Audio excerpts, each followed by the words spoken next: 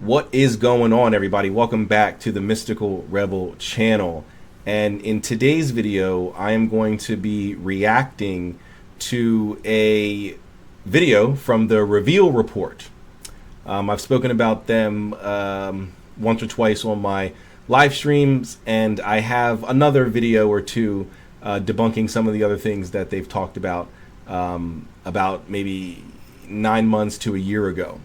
But this is their latest video that just came out 6 hours ago. So earlier today, this video came out, and it is called Celebrities in the Occult. Celebrities in the Occult. And you guys know how I feel about occult conspiracy theories. One of the things I debunk on my channel is occult conspiracy theories, right? I debunk New Age, paranormal, and occult conspiracy theories. And this would definitely fall under the occult conspiracy theory, right? Celebrities in the occult, celebrities selling their soul, having to offer sacrifices, all of that good stuff. So yeah, we're going to go ahead and react to that this evening. Be sure to like and subscribe if you guys haven't already, and use the notification bell so that way you will be alerted to any new videos that I put out. Also, if you aren't already following me on TikTok, please be sure to follow me on TikTok as well as Twitch. I am under the Mystical Rebel on both of those platforms. And if you'd like to book me for any services or a reading, please visit my website, themysticalrebel.com. With that out of the way, I think we can go ahead and get started here. So again, we're going to be reacting to the Reveal Report's latest video, which came out 6 hours ago, Celebrities in the Occult. And I just wanted to see how far into it do they get started. But I think we can probably start right about here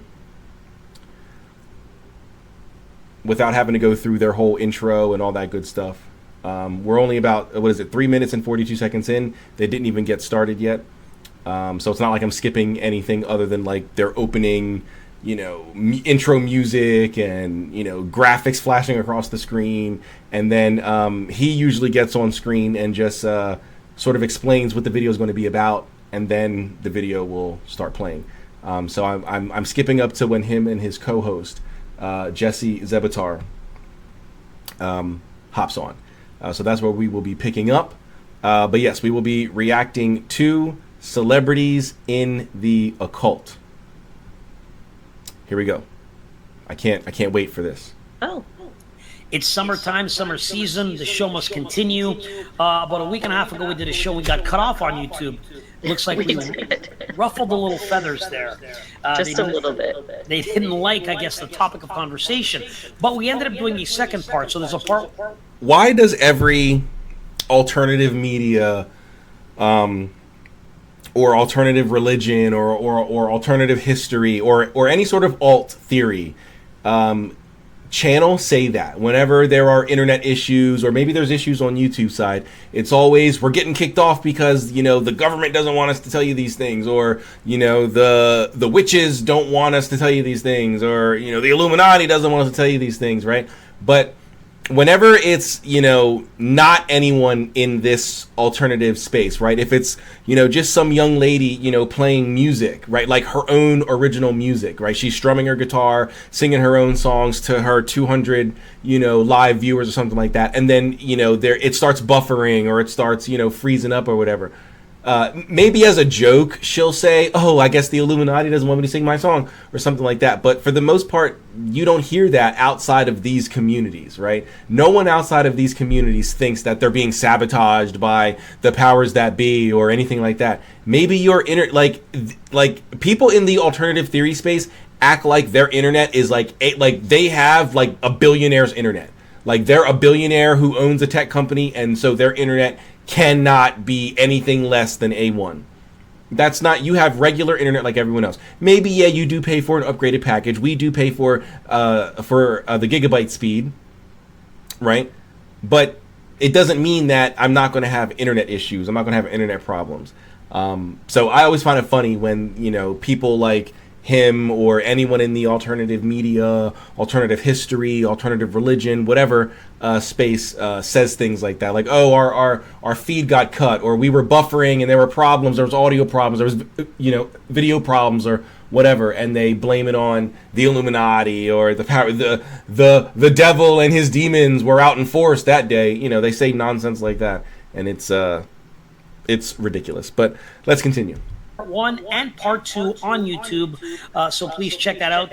Following this talk, we're going to do a quick Q&A, so please join us on the Reveal Report Patreon page. The link is in the description, and we have people from all over the place, especially from New York. We got people from California, we got people from Japan, people from South Africa, people from different parts of the world, and it means a lot. I especially want to thank some key people who support us with PayPal. Tarek, David. All right, I'm gonna try to skip through this part. I'm sure, no offense, but if I did a video where I was thanking, once I have a Patreon, I'm thanking my patrons and stuff like that, I'm sure if someone was, reviewing my video, they would skip through it too. This isn't important to what we're talking about. Great that he shouts them out. A lot of, creators shout out their supporters that support financially. So I'm going to try to skip up here. Okay, it looks like right here is where they get back to each other. So I skipped up maybe a minute and a half, 2 minutes. So they should be getting back into it, or at least getting started because this is the beginning. So hopefully they'll be getting started getting into it with a clip that'll set the tone for this. So I'm going to ask everybody to please turn up your volumes, take a listen. This clip is a few minutes long, and it's about let's not waste any more time. Let's get start here. Into it. Celebrities in the occult. Here we go. Celebrities in the occult. With a clip that'll set the tone for this. So I'm going to ask everybody to please turn up your volumes, take a listen. This clip is a few minutes long, and it's about Megadeth, the rock band. So those who think that there is no connection between the occult, Satanism, rituals, magic, spells, it all comes through in this quick interview with Megadeth that happened a few years ago. Take a listen. But for many believers, heavy metal remains inextricably tied to the devil, a kind of doorway or portal, like Ouija boards, witchcraft, or other occult practices that can invite the forces of darkness into a person's life. Dave Mustaine is one of the... Before we even watch this, you don't think that a rock band, which has, for the most part, rock and roll, at least, post maybe 70s, maybe 60s, 70s, was associated with like darker things and, evil things. And, so you don't think that a lot of rock bands would play into that, especially with a name like Megadeth? You don't think that they would play into that? It's a great marketing ploy, right? How do we sell albums? How do we help our label recoup the millions of dollars that they put into us? Right? How do we help them recoup, especially in the era of non-virality, right? There's no internet, Facebook, TikTok, Instagram wasn't a thing. So how do we go viral? Well, let's play into what's already in the lexicon, what's already in the zeitgeist out there at this time about rock groups, right? Associated with the devil. Not all of them, of course, but a lot of them. So why not play into that? Before we even go into this, I don't care if they have demonic lyrics and they're actually using real demon names or real demon invocations, blah, blah, blah. Their name is Megadeth. They're playing into it. But let's see. Gods of Metal, a founding member of Metallica and the founder and frontman for Megadeth. He says he has no doubt about the devil. The greatest lie he's ever told was convincing people he doesn't exist. And you see people that think that he's like red, he's got a goatee and a ponytail and stuff like that. He doesn't. He's very beautiful. He's an angel. Why would he look like so? Oh, wow. So this is the opposite of what I thought. I thought they were going to talk about, demons in their music and stuff like that, like from the perspective of like being into it. But he seems like he's regretting it, or I don't know. But then why'd you name your band Megadeth? What? Oh, we were young and dumb. Is that gonna be your excuse? It's a monster. He's capable of looking just like you. He could be in this room right now. We wouldn't know it. That's a scary thought. It's a very scary thought. Mustaine is currently on tour in Europe with what's called the Big Four, his current and former bands, plus Anthrax and Slayer. Wait a minute. So you're a Christian, but you're on tour. So in that last clip, it sounds like you didn't say you're a Christian and that you don't, but that's the illusion that you're trying to make there. Like you're putting out the notion that you agree with Christian ideologies and that, the devil can appear as an angel of light and stuff like that. That's what you were getting at, in the previous clip. And now you're on tour with these bands that promote demonic music. I mean, one's name is Anthrax and the other is Slayer. Not God's Mercy and, Chosen One and Lamb of God. Not like names like that. I mean, even though I think there is a band called Lamb of God and they're like also kind of like this. But not names that are like biblical or Abrahamic or anything like that. These names, while not overtly demonic, certainly would evoke negative images in one's mind, right? Especially if you live in America. Maybe if you're, a foreigner and not interested in medicine, you might not know what anthrax is. But here in the U.S., we had an anthrax male scare back in the mid-2000s, if I recall correctly. I think it was the mid-2000s, where someone was sending anthrax around in the mail. And anthrax is a fine white powder that's not easily seen or detected, at least by the naked eye, on an envelope that's also white, and so people would get sick and in some cases no longer be with us, so a lot of Americans, especially millennials and older, are pretty familiar with anthrax, and that should bring up, at least in our minds, negative imagery. Slayer, I don't care where you're from, Slayer should not have a positive connotation. You might have slang for it, like I know some parts of America might use the term, slay for, like I know like the LGBT community uses slay, as like a positive thing. Or I know young men in certain areas of this country might use the term slay for scoring, like scoring with someone intimately. Right? They might use the term slay for that and, use the term slayer as a term of endearment to their friends or something like that. But outside of that, slayer generally has a negative connotation. But you're a Christian and you're promoting Christian values and the Reveal Report is promoting you? That's interesting. I think that's very interesting. Are people right when they say that heavy metal music is infused with the power of the devil? In some cases, yes, but not in all cases, because you've got great heavy metal bands that believe in God and glorify Him. We pray every night before we go on stage. But is your music glorifying God?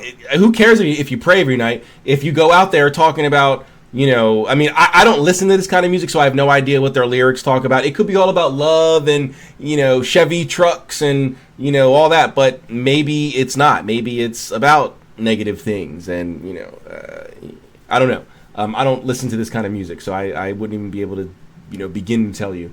But who cares if you pray? If the music isn't glorifying God, then, that prayer is kind of moot the minute you start playing the song. Right, especially live. You're not just listening to it in the car as you drive to work. You're actually performing it in front of tens of thousands of people. So. That sounds great. For a 50-year-old man, it feels pretty damn good. He shows me a chord progression called the tritone, also known as the Devil's Interval. The Devil's Tritone is made up of these three notes, and this note right here drops down one. So it goes. So listen to the difference. It just sounds evil, doesn't it? It sounds dark. which is why the progression is used so frequently in death metal. Mustaine says he is a Christian now, but wasn't always. My mom was a Jehovah's Witness. I was brought up as a witness, and I revolted into the witchcraft because I hated going out and knocking on people's doors. Yes, witchcraft. As a teenager, Mustaine... So wait a minute. You didn't want to go knocking on doors, so you became a witch? I guess everybody has their reasons. You know, mine was because I couldn't, you know, I was asking questions that wasn't getting answered. And so I would look elsewhere for those answers. If I'm not getting it over here, I'm not just going to stop with the question. I'm going to continue asking, and I'm going to find the answer. And when I found the answer, I found it in the occult, right? Not necessarily witchcraft, but in the occult. And his reasoning is a little interesting, but hey, everyone has their ways in, right? Just like everyone has different ways of going to Christianity, right? Some people come to it from addiction, right? Some people come to it from jail. Some people come to it because they're at a super low point in their life, right? Lost their job, lost their wife, kids, whatever, don't got nobody, and so they find the church, right? There's numerous ways that people can come to God. So then I guess it would also make sense that there would be numerous ways that people can come to the occult. Or in the Christian sense, come to the devil. Mustaine says he cast 2 hexes. The first was on a bully who sucker punched him. From what I heard, he got in a car accident and something happened to part of his body that I had targeted in the hex. And that showed me that it was real. The second was on a girl he was in a class with. Everybody wanted her, including me, but she was so out of my batting average and just totally out of my league. And I did it, and the next day she was in my apartment. You were convinced that these hexes, that you were spells that you were casting, worked. I was, and I do believe in the dark side. Most people think that, you know, black magic and witchcraft and stuff like that isn't real or it doesn't work, and I know that it works. Mustaine's fascination with the occult continued into his adulthood. I was doing a lot of blood packs with people. This is before we found out about AIDS. It was real simple stuff where you cut your thumb and you rub it with somebody else and you become blood brothers. I don't want to make a spiritual covenant mixing my life. That's not, I mean, that's fine if you want to do that, but that's not a blood pact. Like, there's a ritual that, now, I don't know about the other story he told about, you know, he cursed his, you know, his bully or his enemy or whatever, and, you know, he got into a bad accident, and the girl that he did the magic on, and she was in his apartment the next day. I don't know about any of that. Maybe that's true. Maybe he's just telling those stories. Like, I do notice, I want to say, I'm sorry to have to say this, or actually maybe not, but I do notice that when it comes to this type of thing, especially now, maybe not back then when it wasn't that popular, because this is obviously a dated video. This video is obvious. I mean, not the video we're watching, but the video that we're watching, they're showing us a video. So we're like, this is a video watching a video of a video. The video that the reveal report is watching is obviously older, right? Mid 90s, late 90s, maybe early 2000s at the latest. It's all pixelated and grainy and stuff like that. So this is obviously, you know, quite old. So maybe not back then, but certainly now, I see a lot of Christians in this space, in this, oh, I used to be an occultist, I used to be a witch, I used to be a Satanist. I see a lot of Christians in this space. I'm just going to call it what it is, lying. I was going to say embellishing. I was going to try to be nice, but they're lying, right? They're lying about their time as a witch. Most of them were never really witches. Most of them were New Agers. And they're just using the term witch and witchcraft because it's a buzzword. It's trendy, right? But again, like the debunk videos that I do when we watch those videos, right? And I ask very pertinent questions, very germane questions to determining if you actually were a witch or not. And these people wouldn't be able to answer, right? Whenever I put up the background on my live streams, number one, you know, the 5 topic background where I'm looking for debates. Number one in that 5 topics is most occultists turned Christians were never really witches, right? They weren't actually witches. I've had people come in my live streams and say, hey, I used to be an occultist, now I'm a Christian. And when I question them, they don't provide any answers. When I ask them to give details, it doesn't have to be step by step by step down to the every motion, but you should be able to tell me more about your practice than, oh, well, we wore robes and we danced under the moon and we casted spells. Like, what did you do when dancing under the moon, right? Were there any specific rituals you would do? What are the names of those rituals, right? Does the system or the tradition that you practiced have a name, right? If you've been out of it for many years, I don't expect you to remember everything, but things like names and titles of like common rituals that you would do, you should remember, right? I've not been a part of the coven that I was in since I was 17. That's when I went to college. I went to college at 17. I'm 34. So that's what? 14, 15, 16 years?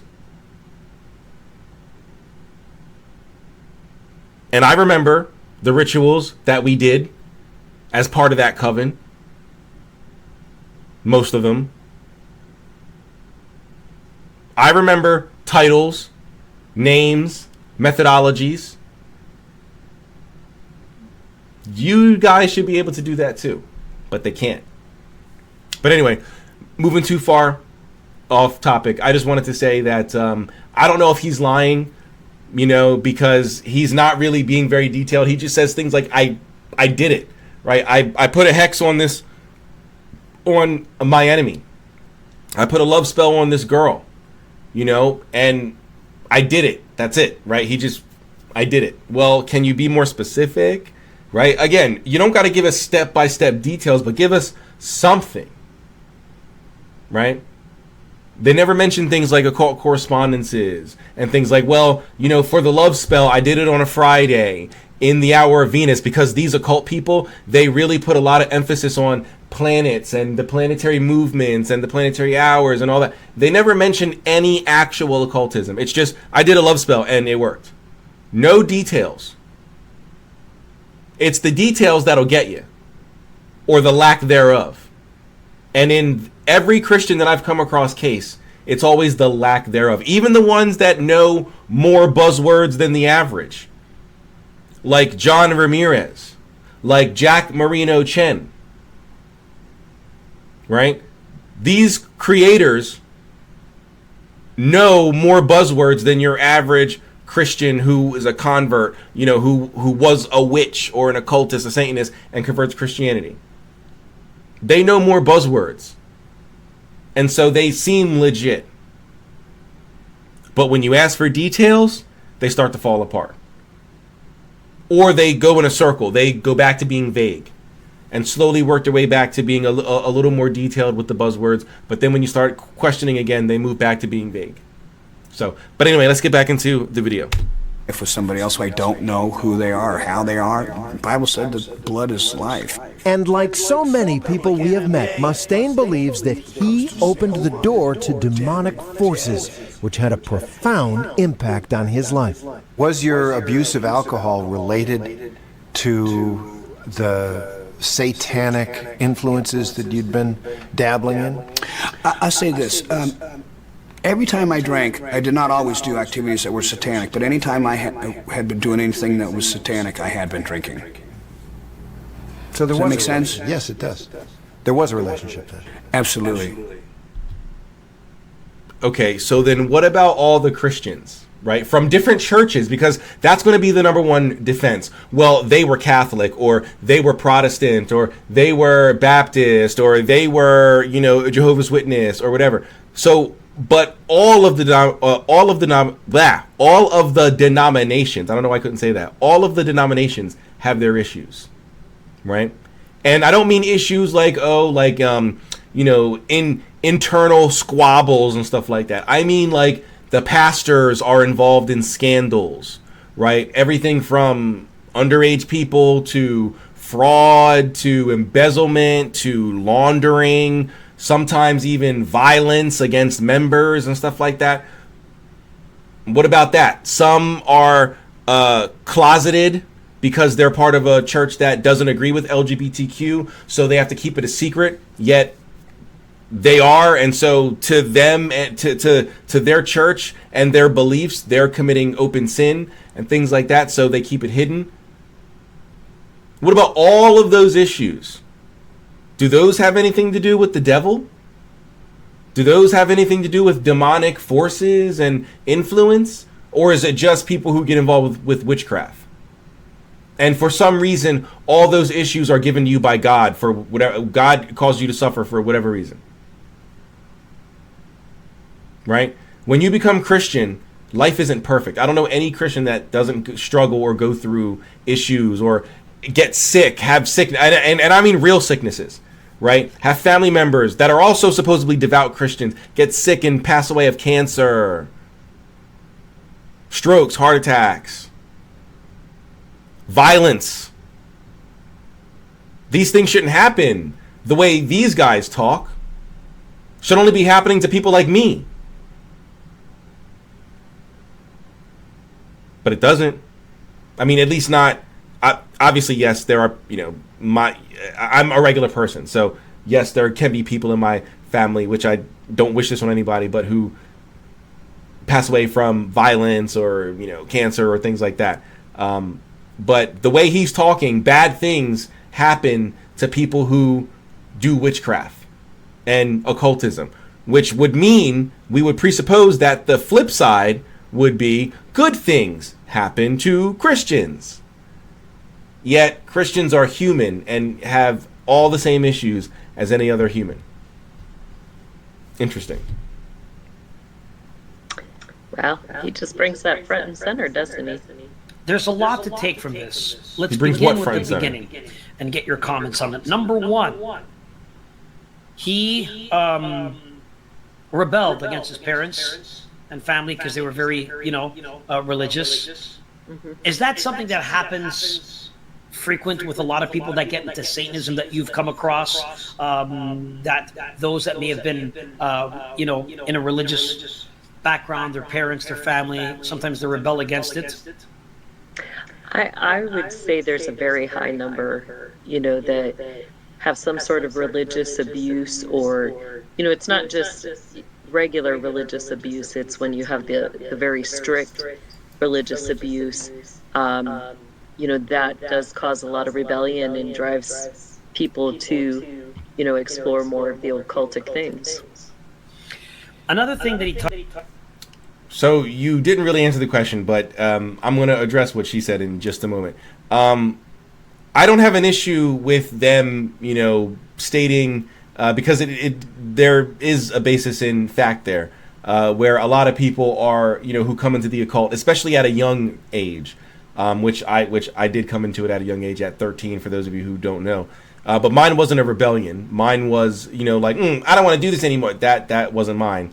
Mine was I have questions and you guys aren't answering them. Every time I ask them, you shut me down or you tell me don't question the Bible, don't question God, don't question the pastor. And so I'm not going to stop asking the question. I believe there's an answer and I'd like to find it. And so I'm going to go find it. And when I found the answer, it happened to be in a spiritual paradigm that at least on the surface appears to be diametrically opposed to Christianity. But if you continue to peel away the layers, you begin to see there are a lot of similarities to the point that magic and occultism is used within Christianity. They won't admit it, right? Well, the Protestants won't admit it. The Catholics and the Orthodox tend to at least admit mysticism. They won't go as far as calling it magic and occultism, but they will at least admit mysticism. Excuse me.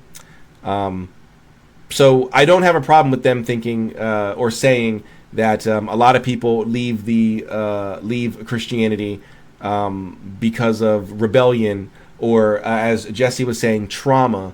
But I don't think that causes them to go into the occult. I think that causes them to, for the most part, probably become atheists or agnostic, or at least look elsewhere, because you can find the exact same thing if you were to find a community of people or a group of people who left Christianity and went into Buddhism, or went into Islam, or went into, some sort of, restorationist or, modern version of Judaism. You probably find the same thing, right? These people are rebelling, or they were abused and had trauma, and so they still believe in God and all that other stuff, but they don't think that version is the right way, and so they go to a different version. So you can't just put it all on the occult. But what do we expect from, these types? Touched on, which was quite incredible, is he discussed rituals and conducting. He did 2 spells. He probably did more than 2. There's 2 that he recalled that he's. Well, he didn't really discuss them. He mentioned them. He didn't really talk about what he did specifically. He just said, I did a hex on this guy, and he got into a bad accident, and the body part that I focused on in the hex was severely affected.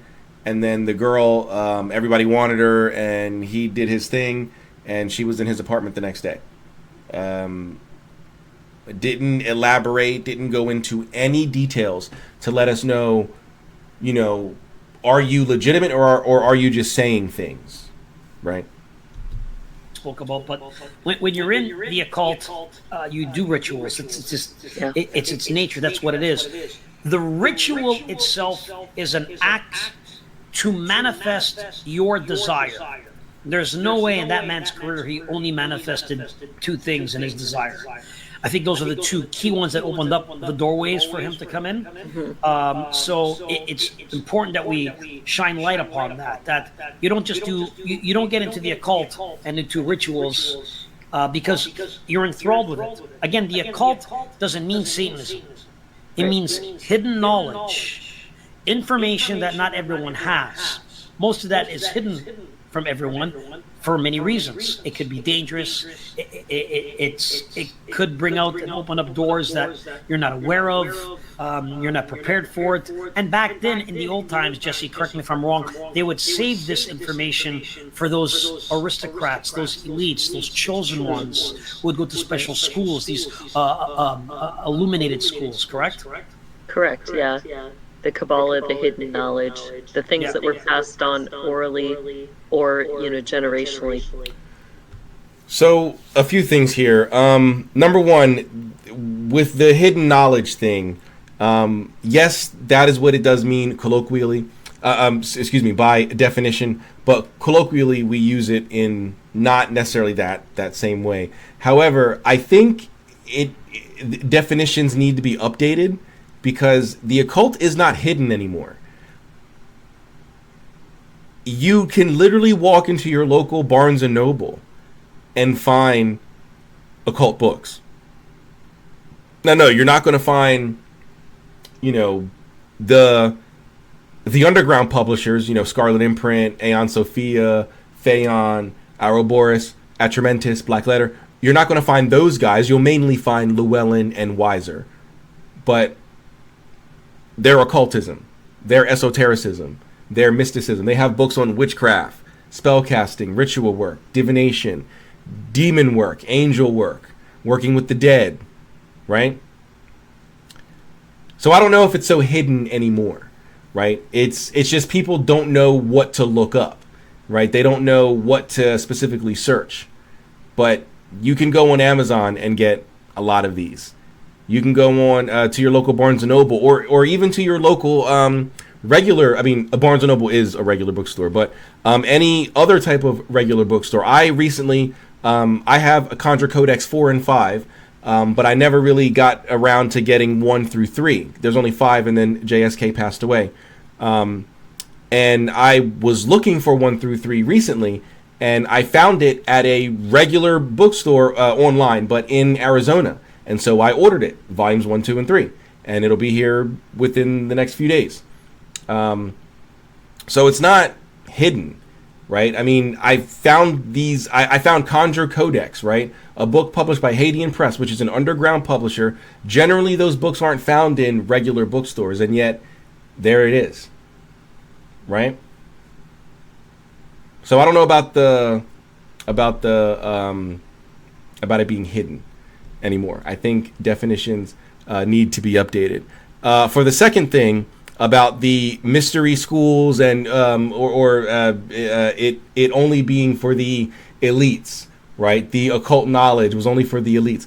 That's not necessarily true, right? Were there wealthy people who were part of these things? Yes. Right, the schools needed to be paid for somehow. Right, these underground, hidden, schools needed to, get constructed and get, cleaned and somehow. So money was needed. Yes, but the majority of the members in most of the mystery schools were not made up of the elites. They were made up of people from the religious class who maybe showed interest in alternative things, right? And because that's usually what the magicians, and not necessarily witches, but like magicians and like shamans, were usually the religious clergy of whatever nation. It doesn't have to be Christian, but they were usually the religious people, in like Egypt and Greece and stuff like that. These were the priests, the temple priests, but they were the priests for the exoteric religion, right? The surface level. But then a select few of them would gather after hours and do the real thing,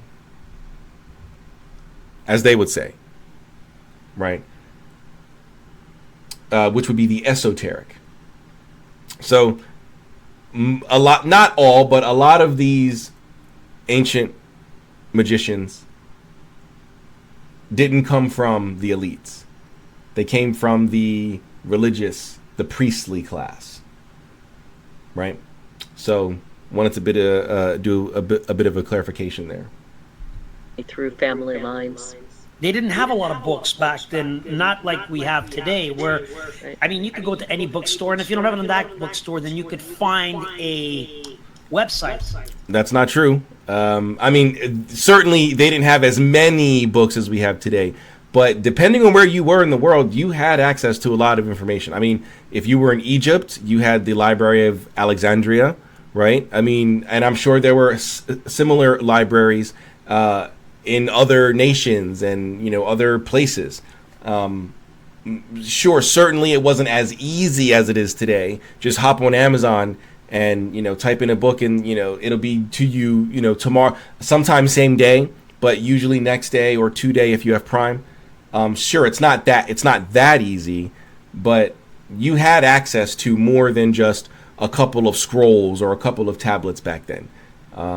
It just wasn't as simple and as efficient to get your hands on them if you didn't live within the immediate vicinity of the storage location, like the Library of Alexandria or any other associated libraries.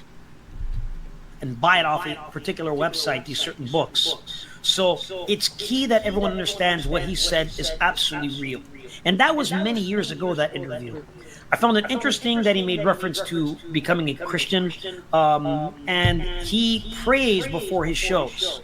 He stopped performing songs that would praise Satan. But most importantly, and I want to ask, you if you had this experience, and some that are watching as well.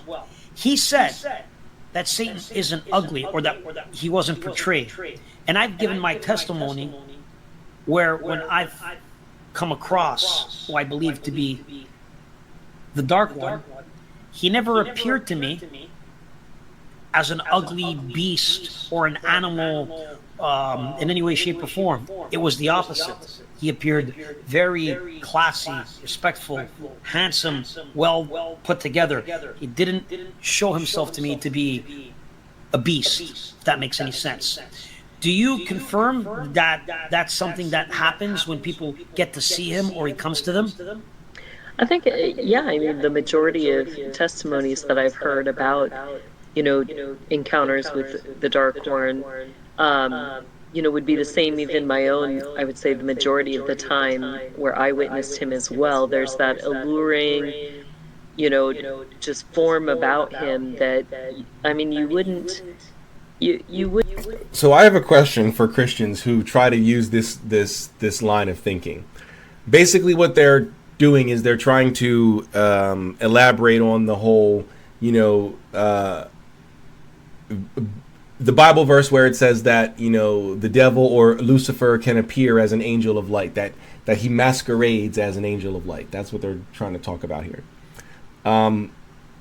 Whether or not that's true is fine. I would say any and all spirits can masquerade if they so choose. But if that's the case, then how can Christians be sure, right? Objectively, not subjectively, objectively, how can Christians be sure that they are not worshiping the devil or Lucifer or any other type of spirit that is masquerading as a angel of light, or in this case, Jesus? Right? How do they know that they're actually going to Jesus and not some spirit masquerading? Of course, they're going to try to say, well, I read my Bible, I pray, blah, blah. Well, I read my Bible, like my version of the Bible, right? The Corpus Hermeticum. I pray. Why am I deceived and you're not? If the devil can come as an angel of light, how is it that you're not deceived? Is Jesus not a being of light and good? And I mean not in the New Age way. I don't mean like he's love and light in like the New Age way. But I mean, is he not, a being of light? Is he not, the Logos, the Word? Why wouldn't Lucifer masquerade as that? I would like a Christian's perspective on that. Wouldn't know that he was not a real person. You would think he was an individual with class. There's a charisma. There's something in his character that just naturally draws you to him. And I think that the majority of people who claim they've had encounters would say the same. Even he brings out, you wouldn't even know necessarily if he was in the room, right? Like there's just something quietly there about him. And, that can sometimes be the most. So this is par for the course for them, for New Agers. She contradicted herself crazy. So she at first said that he has this alluring aura about him, right? He's alluring. If someone is alluring, you notice them in the room. There's like alluring means that you're attracted to them and you don't understand why, and like you just don't get it. There's just this allure about them, that this magnetic pull. So you know that they're present in the room. And then literally 15 seconds later, she's saying that, he enters and he like enters the room and you don't notice, right? There's this subtlety about him. Like, so is he subtle or is he alluring? Which one is it? Because you seem to be confused. And if it's both, if he's a nuanced being, probably say that. Most intimidating aspect to his character. It's like Marissa says, and you've heard it in books, stories, and fairy tales, that a wolf in sheep's clothing. The disguise, very interesting. He was the fallen one. Apparently he was very handsome, very attractive, very talented when he was thrown out of heaven. So it's interesting his appearance, on how he chooses to appear. Mm-hmm. They also made another comment. Oh my goodness, this was great. Where he talked about the tone of music that's played. The tone of music changes. This is great. Andy says it right here, I believe. The way they drop the hertz from 432 hertz is serious. I have listened to regular music through 432 hertz, and the knots behind my ears went down in 30 minutes, and my headaches and the ringing went away. So the hertz and the way they play that tone, again, they all say that Lucifer. Could that not be placebo? Could that not be placebo? I'm not saying that that music or that sound doesn't have a frequency, and that frequency doesn't have an effect on the human body and emotions and your mind state and all that other stuff. It certainly does. But unless 432 Hertz music heals at least the majority of people who listen to it, maybe not everybody, because we all have different physiology and genetics and stuff like that. But it should, like medicine, right? Most people can take an Advil or whatever, and it gets rid of, a slight, body ache or a headache or something like that. Are there people who it doesn't work for? Yes. Most people can take it, and it'll subside whatever symptoms you're having. Same with like antibiotics, right? Not everybody can take amoxicillin or penicillin, and then they made amoxicillin. Not everybody can take those things, right? But most people can. Most people can, right? So if 432 Hertz was this miracle thing like that a commenter was saying, it should have the benefit that it had for her, or at least similar benefits for the majority of people who use it. But doesn't seem to be that way. Was the bearer of music who played the harp. So that's interesting, his connection with the music industry. But how wild did he say that when he played those tones? Also, that's a Protestant belief. There is no evidence that Lucifer played any music in heaven. That's a Protestant belief. We didn't really see that come about until people started saying, the devil is in music and all this other stuff. Prior to during Mozart's time and stuff, nobody was saying the devil's in music, and therefore Lucifer was a fallen angel who used to be, the angel of music. That's a very Protestant belief that, and in that case, relatively new. They certainly didn't believe that in the first 1,000 years of Christianity. So they're supposed to be Lucifer's tones. That it was like a negative energy that goes with it, that you Lucifer's can tones feel is wild. It resonates. It in resonates a very negative way. So much brought up in this interview where he talks about it, and I think I also want to touch on with everyone about doorways being open, portals, and the whole, I think, reason for us to discuss this today, celebrities in the occult, is so that if you are in some way, shape, are we going to get to that? We're 16 minutes and 35 seconds in, and we haven't. I mean, other than the one rock star who wasn't even talking about other celebrities in the occult, we haven't gotten it yet. Like, are we going to get to the celebrities in the occult? shape, or form influenced by celebrities, that you are not influenced enough to go out and do what they do and listen to the propaganda that they push. If someone jumps off the Empire State Building that you look up to, does that mean you should jump off the Empire State Building? No. And it's key to have this.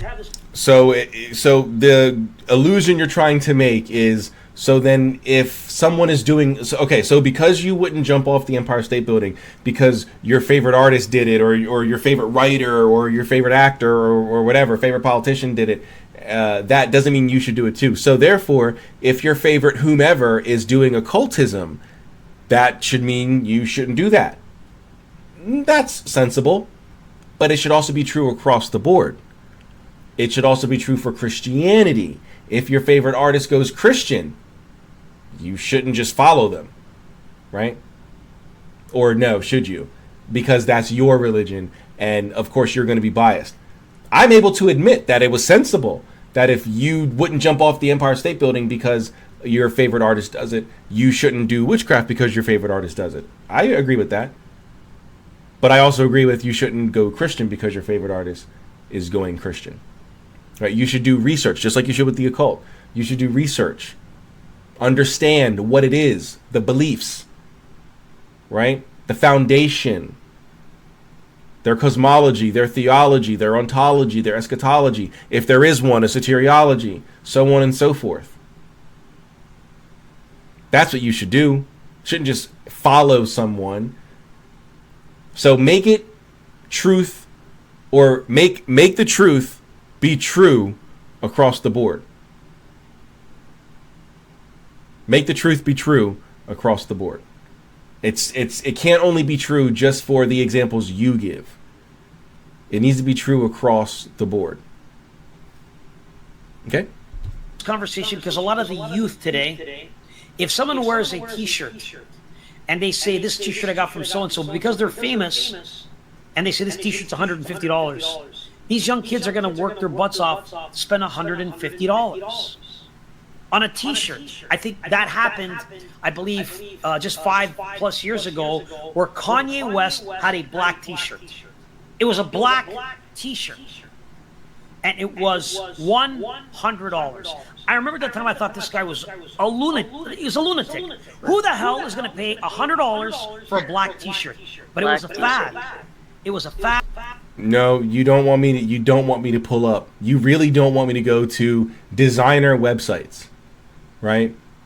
Louis Vuitton, Gucci, Prada, Hermes, Fendi, right? Karl Lagerfeld, Miu Miu, right? Balenciaga, Salvatore Ferragamo, Manel Czebotar, right? You don't want me to go to these high-end designers, right? Tom Ford, and show their t-shirt prices. Just a regular pair of jeans, nothing special about it. $400, $500, $600, $700, $800, sometimes even more. Just a regular black jacket, regular blue white jacket, $3,000. Right? It's not made out of, some crazy material that is, only found in the deepest parts of the African desert or whatever. It's not anything crazy worth $3,000. You're paying for the name. So it's not a fad. It's not just because Kanye West. Sure, in that instance, it was because Kanye West. But don't act like Kanye West is the only person out here to ever have a $100 shirt. You've never been to. I don't know where he lives. He sounds like he has like a Canadian or maybe like Midwestern, like Minnesota or Michigan type accent, but he sounds kind of Canadian. But I'm sure you guys have luxury areas, right? Luxury shopping. You've never been inside of a luxury shop ever. There's no giant malls in your area, or you've never been to one that had luxury shops. You've never been into a Burberry or a Chanel. Right? Is that what you're trying to tell us? Making it sound like Kanye West is the only person to ever try to sell. Who would buy $100? Are you kidding me? Like, millionaires don't exist, right? People who just make a lot of money, $300,000, $400,000, $500,000, $600,000 a year, don't exist. Now, of course, not all of them are into that stuff. Not all of them are balling out on Gucci everything. A lot of them are. Enough to make your statement asinine. Who the heck is buying $100 shirts? Really? So you think they just make Rolls Royces for nothing? They just make them and they just sit there. No one's buying, a $300,000 car. No one's doing that. Stop. The person wearing a $100 t-shirt is usually in a $100,000 car. Usually, not all the time, right? Sometimes regular people like to splurge on themselves. Feel good about themselves. Celebrate something. Get themselves a birthday gift. Get themselves a Christmas gift. Get themselves a promotion gift or a marriage gift or you had a baby and you want to, gift yourself, whatever. Or you don't need a reason. You just want to buy a $100 shirt. You like the shirt. Who would buy a $100 shirt? Stop it. And everyone bought it.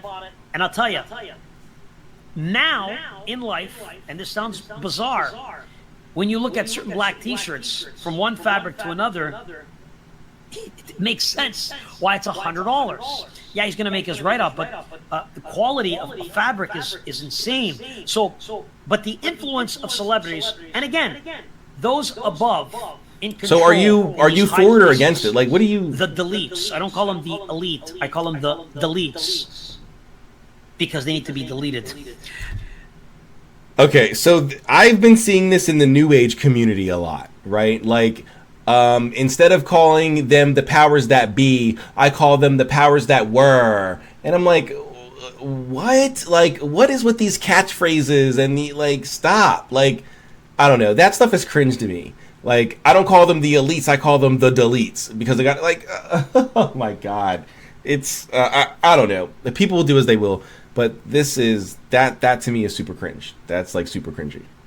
They control this narrative, and they use public figures to influence your decisions on food, clothing, politics, music, entertainment, and all assets of life. Would you agree with that, Jess? I absolutely agree, and I'm kind of curious as to what was so dynamic about the thread count of the shirt that made it $100. But Yeah. they influence every single aspect of society, even down to the music, unfortunately. Yeah, it's not what it used to be. That was then. That was a while ago. I would like to play a more recent update on celebrities in the occult. It's a quick clip.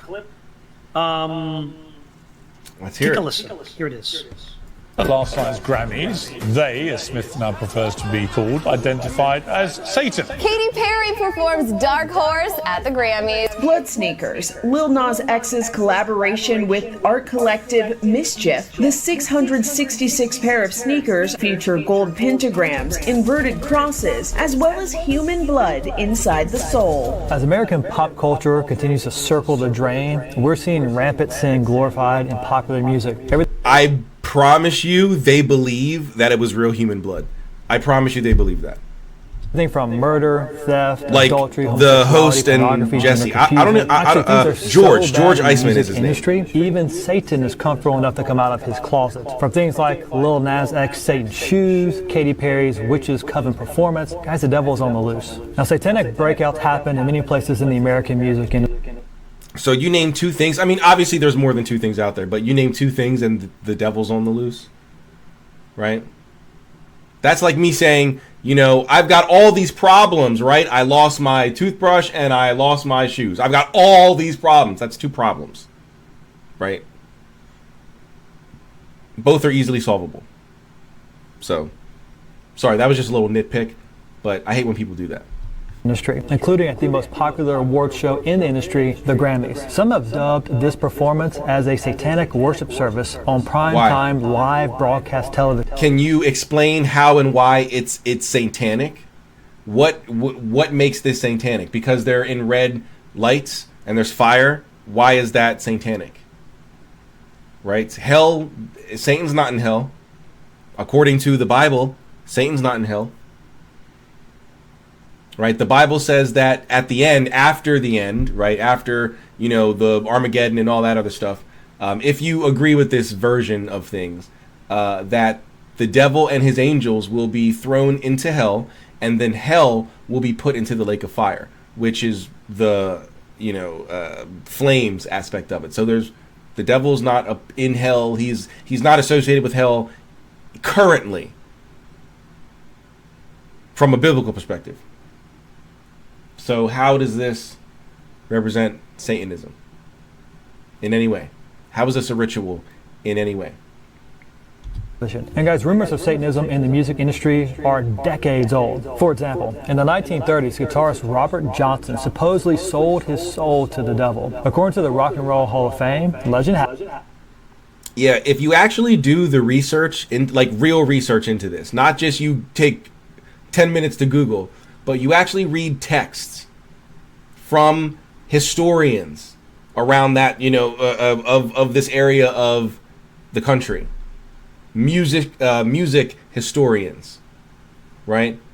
Hoodoo historians, right? African American, culture historians, cultural commentators, people like that, right? You read their writings, you find that not only was that just a legend, right? Robert Johnson actually was trained by someone specific, and I forgot the person's name because I'm not into, music or anything like that, and I rarely ever talk about this, so there's, no real need for me to remember that. But he was trained by someone specific, which would explain how he was able to learn all of this in just I think it was like a year and a half, maybe 2 years. He was gone, and then he came back. and he could play crazily. I don't think it was super long, like 5+ years. I think it was relatively quick. But yeah.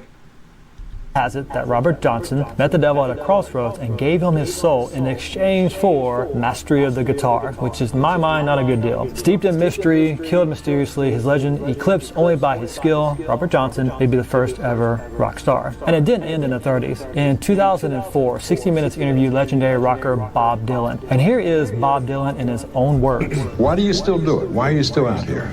Well, it goes back to the destiny thing. I mean, I made a bargain with it, you know, a long time ago, and I'm holding up my end. What was your bargain? To get where I am now. Should I ask who you made the bargain with? with you know, with the chief commander. On this earth? And on this earth, and then in the world we can't see. Let's talk about that. What he had to say, Dylan. Yeah, about a deal. Let's talk about Publicly, it. he announced that was 2004 that he made a deal with the devil, but he didn't say the word devil. He said the master and commander of this world that you can't see, and he's living his end of the bargain. Touch on that, Jess. Yeah, you know, a lot of celebrities that, you know, they want the power, they want the fortune, they want the fame, they want the money, you know, they want the sex, the drugs, they want it all.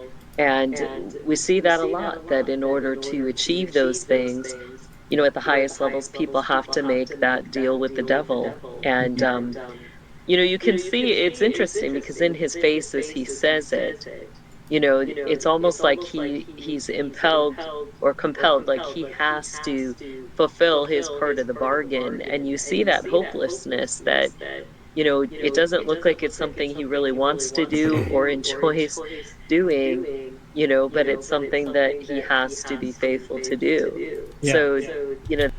All right.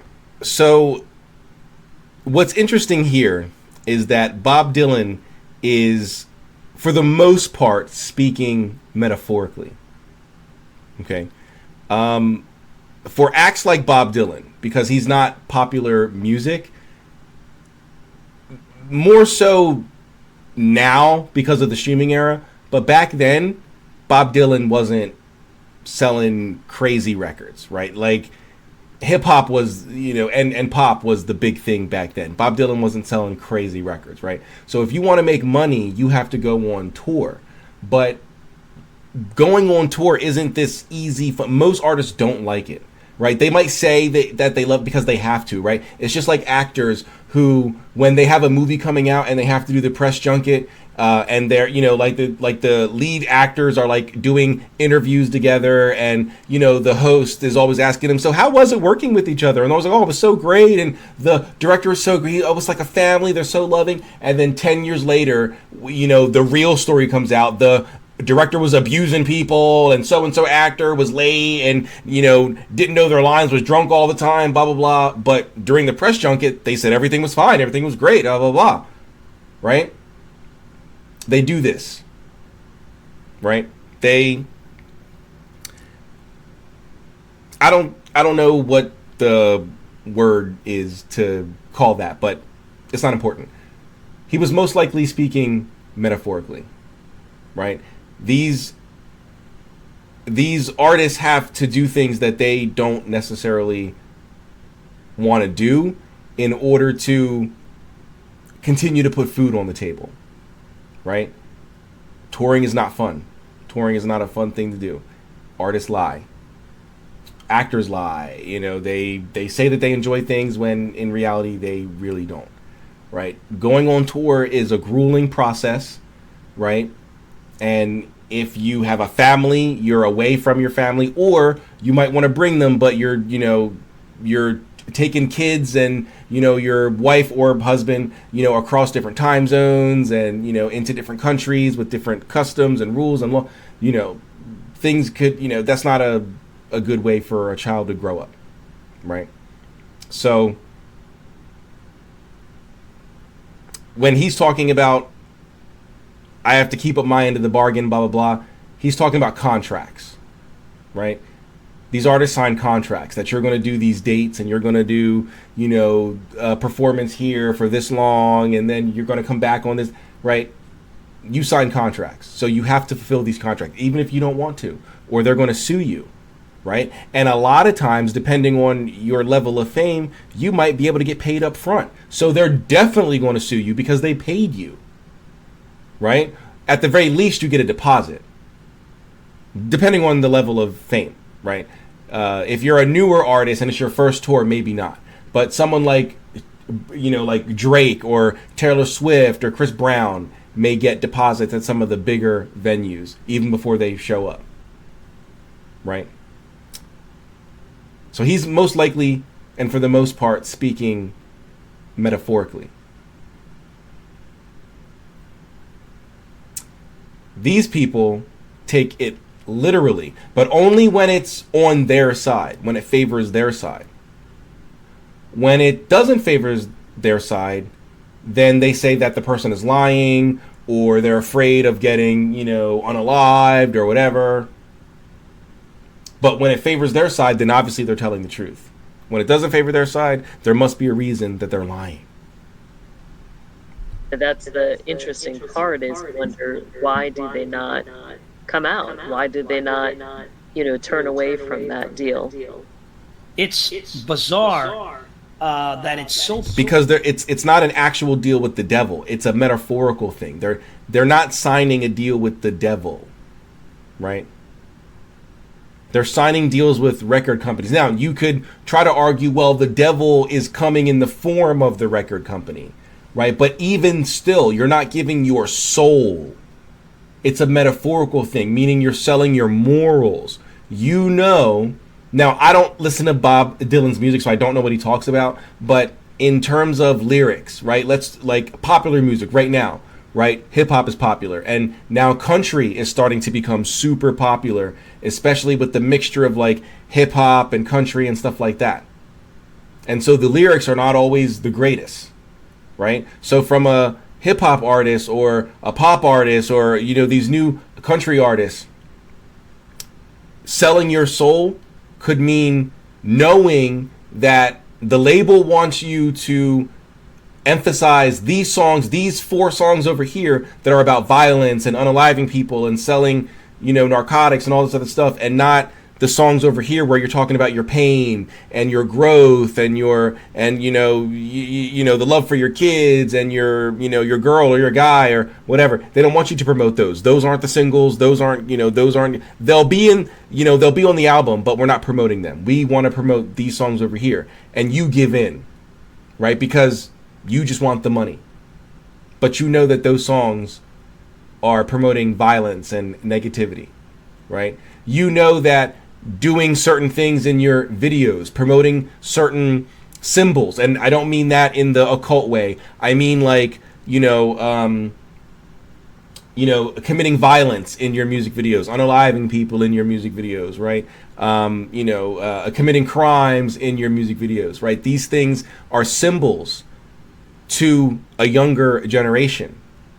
That could be a form of metaphorically selling your soul, because you're doing it simply because the label wants you to do it, or else they're not going to pay you, the next installment on your advance, or they're not going to let you out of your contract, or, whatever. So you have to do it, right? That's what they mean. That's why they don't turn around and not take the deal, because unless you're already in the industry for a few years and you're still getting those types of deals, you don't know what to expect. Plenty of artists have talked about this in interviews, that there's no one there. The A&R is gone, right? The days of A&Rs are gone. That's why in the 60s, 70s, and 80s, you didn't have the types of stories that we have now. Celebrities were always wild, but you didn't have the types of stories, at least money-wise, financially, bad deals that you have now, because back then, there was A&Rs, artists and repertoire. And other than making sure you can, you're singing and dancing good and all this other stuff, they also helped you with what's it called? When you get interviewed, what's that called? I forgot what that's called, but screen time or something like that, like how to deal with people in an interview, right? How to talk to people, how to be interviewed, how to respond, how to hold yourself, right? How to, and that's a certain word and I can't remember what that's called. That's like a certain phrase and I can't remember what that's called. Someone in the comments, let me know what it's called when, like, media training, right? They give you media training so you know how to be interviewed, right? They give you financial training. I mean, they don't do it, but they hook you up with the people who can help you with your finances. So when you sign your record deal for $3 million and you get your first $500,000 up front, you don't go blow it. You don't go buy gold chains and crazy things like that. You work slow. We get you want to buy mom and dad a house. Not yet. Wait till your first album comes out and it sells over 500,000. It sells 1 million, right? And then you'll make 30 million, 40 million. Then we can talk about buying mom and dad a house, right? Not when you first get your first $500,000. Let's hold on. Do you have any debts you need to pay down? Let's do that first. Let's get you out of debt. Pay back those credit cards. Pay back those student loans. If you currently live with your parents, yeah, sure, pay off their house if it's not too much money. Fine, why not? Pay off your car, right? Let's get you out of debt first. Now let's pay for some studio time, right? Let's get some real band members, right? Your friends are great, but let's get some real band mates and all this other stuff. And that was the job of an A&R. That doesn't exist anymore. And so artists don't know that they're signing bad deals. So therefore, they don't know to turn around and say, no, I'm not going to sign this deal. That's why, Jesse. You guys don't know how the music industry works. You can report on this nonsense from the music industry, but you have no idea how it works. Public now, but some people choose to ignore it. Nah, that's not true. It's very true. Yeah, it is. There's another part in that video that they because you say so. People are curious with, and that's. You see how I'm giving in-depth analysis for and explanations for why you're wrong. They don't do that. They just go, oh well, this guy said it. How do you feel, Jesse? And then Jesse goes, yeah, sometimes. And then she gives us some nonsense answer, and then he just goes, yeah, well, I want to show you this next, and he just moves on. Like there's no in-depth analysis for why their side is right, like I'm doing for why I believe their side is wrong. Interesting. This one right here. This is Lil Nas, the rapper. Yeah. He never used to look like this. You can see he has demonic eyes. Look like what? Serpent type. The fake eyes? Stop. Of course, I believe those are contact lenses. Got his hair red, and he had these special running shoes made. Satan's shoes. It was a series of custom Nike Max shoes created in 2021. And from what I understand, there was only, from what I understand, 666 pairs made, from my understanding. I'm trying to collaborate and confirm that. And they were shipped to different parts of the world to be sold. This is key. We're going to get into this. Remember we said that. Shipped to different parts of the world to be sold. Key. Second, they said there was a ritual and human blood were in these shoes. Let's begin with the human blood. I told you. They're going to think that this is real. I mean, he didn't say it yet, but I'm confident that that's where it's going to go. Do you really think, let's be real, do you really think whatever government agency regulates the sale of this type of product is going to allow that human blood inside of shoes?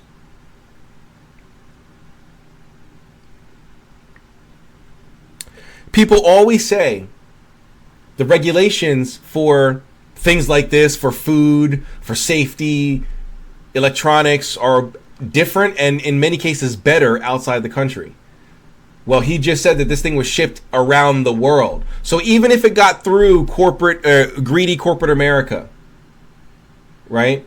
Even if it got through satanic American government, it also got through Europe. Go compare school lunches in Europe to school lunches here in America, and you let me know if you think that they would let shoes with blood get through and pass to be sold. Stop. I knew it. Maybe he will say, I don't actually think it was real blood. I think it was just ink or whatever, paint or something. But it sounds like he's going to say something along the lines of this, that he believes it. We'll see. Why on earth would you have human blood? Okay, so he believes in a pair it. of shoes, Jess? He believes it. Yeah, I mean, for me, I think it has to do a lot with, rights, and those rights would be to the land. Are they using it to maybe get soul rights over people? Okay, see, so this is what I talk about on my live streams and stuff when I say you got to be careful when you're listening to these former occultists, because supposedly both George and Jesse were both former occultists. Right? They both have videos where they talk about this, and I think I debunked one of them. But I always say you need to be wary, and you need to pay attention when listening to these former occultists turned Christians and what they mention about magic. Right? Because I usually say they can never get detailed. But sometimes there's a couple of them out there, John Ramirez and Jack Marino Chen come to mind, that do know a little bit more than your average Christian when it comes to the occult. And so it makes them seem like they know what they're talking about because they can use buzzwords like Golden Dawn, Santeria, right? Path working, right? Words that probably the average Christian doesn't know. Terms and phrases the average Christian doesn't know. Astral body, body of light. Right? They say these key words, these seemingly spiritual, but from the occult side words, and it makes them sound like they know what they're talking about. Someone listening to this who doesn't know about occultism could be easily tricked. She just said, I think this might have something to do with blood. I think the blood might have something to do with the land. Now, I'm not going to say that there's never been a occult practice or a ritual practice where blood was spilled directly onto the land. But I personally, in a modern context, at least here in the West, I can't speak for Africa or South America where things are a bit more indigenous, certain parts of Australia, New Zealand, where things are a bit more indigenous and a bit more ancient in their practice. Some may say archaic, but I don't want to be disrespectful. But in a modern context, I don't know of any occult group that is out here spilling blood or using blood for land rights to get souls, right? But to the average Christian listening to that sounds right. And she's a former occultist, and she's one of us. So why, meaning like I'm speaking from the Christian side, and she's one of us. So why would she lie? She would lie because she needs the views, or they need the views. I mean, I know it's George's channel, and Jesse was always just a guest. I don't know if that's still how it is. Or they've decided to like merge forces and do it together. But yeah. I don't know of any occultist that is doing stuff like that, right? Using blood for land rights to capture souls. But maybe. Is it connected that, as they then walk on the land? No, don't go there yet. Let's hold on, man. Don't jump the gun. I was going to say there's a curse as it goes out. Let's stick to one topic at a time. You're jumping ahead of everything. Hold on. Let's stick to the blood here. The blood can be used as a curse, a ritual, or binding. How? Correct. That's what I believe, yeah. Yeah. I want to confirm with everybody that it is official. He did sell 666 pairs. They were priced at $1,018. $1,018 for one pair of shoes from Lil Nas. Is that true? I feel like I read an article that said that he didn't sell the shoes. So the price is connected to the Luke. Hold on. I let me just look this up. Maybe I'm wrong, but I feel like I did Lil Nas X sell out his Satan shoes? I guess that's what I'll... Alright, this is CNN, so let me see. Oh, okay, so they did sell out. Okay, because I feel like I read an article that said that they weren't able to be sold. But, okay, well, they weren't Nikes. Or Nike didn't make them.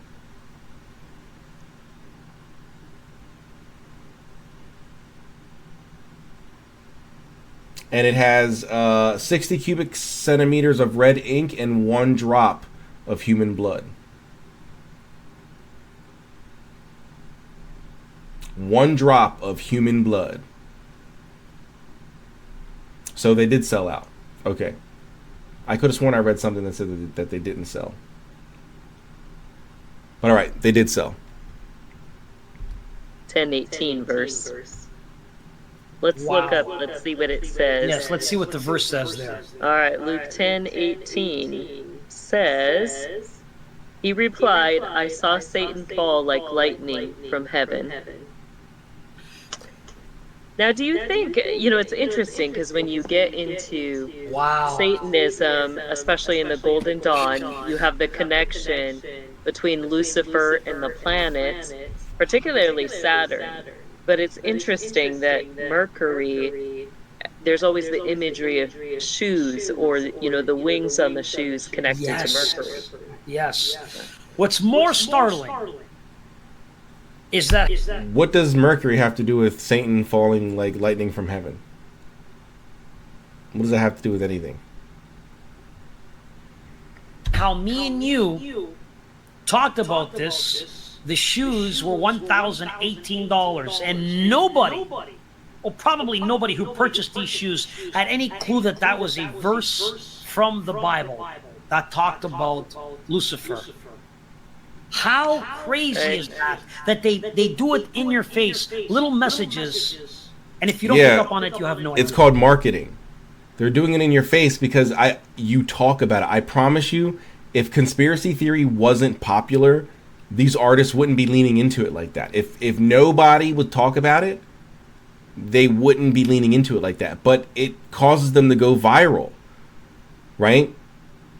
Even if you don't buy the album, you looked it up, right? I'm sure people in your chat after this video, when after they were done premiering the video, the people probably went, not everybody, but some people probably went to go look it up. Probably shared it with their friends, right? And they're not the only ones talking about, Lil Nas X's shoes. Lots of other Christian content creators also would talk about it.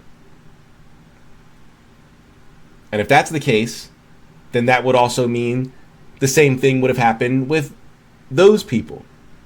Right? People who watch it would probably go look it up, share it with their friends. Next thing you know, this thing organically gets X million more views. Which is what advertisers care about.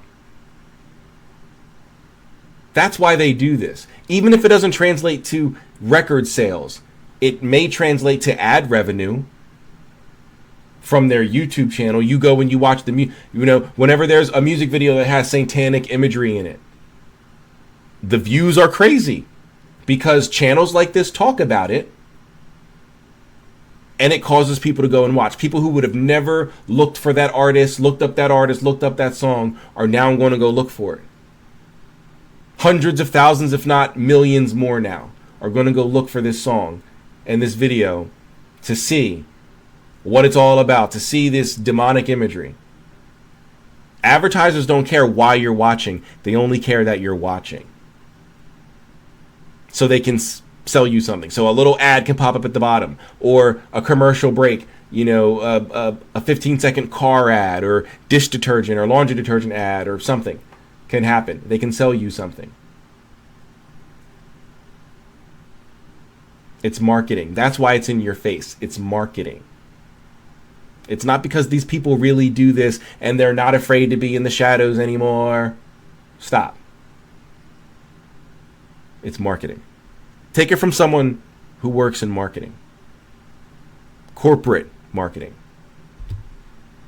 Well, do you think there's a connection? Because with that verse, like, you know, like if you're paying that money, how the enemy system works is basically like there's a connection, a buy-in, right?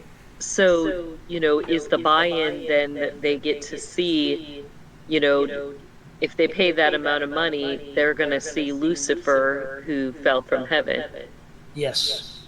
You know? And the blood is his blood on the sole of the shoe. There's a pentagram on it. 666 is on it. But now I'm going to ask you that question that you jumped ahead, which is demonic territories. Does this exist? What is this? If you missed an episode earlier on the year, we touched on this. Let's get into it, Jesse. Please. Yeah, touch on it, but I didn't know.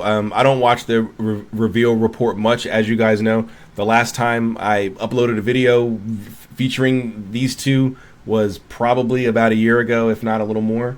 I don't watch them often, but I didn't. So I certainly didn't know that they did a video on demonic territories. I certainly would love to take a look at that and review that one, or react to that one. Paint a picture for everyone about demonic territories. Yeah, I think even farther back we did an episode, I think we called it Nephilim. But in that we talked about how, you know, the enemy is always fighting for that authority, that dominion, and he wants the dominion that God has rightfully given to mankind.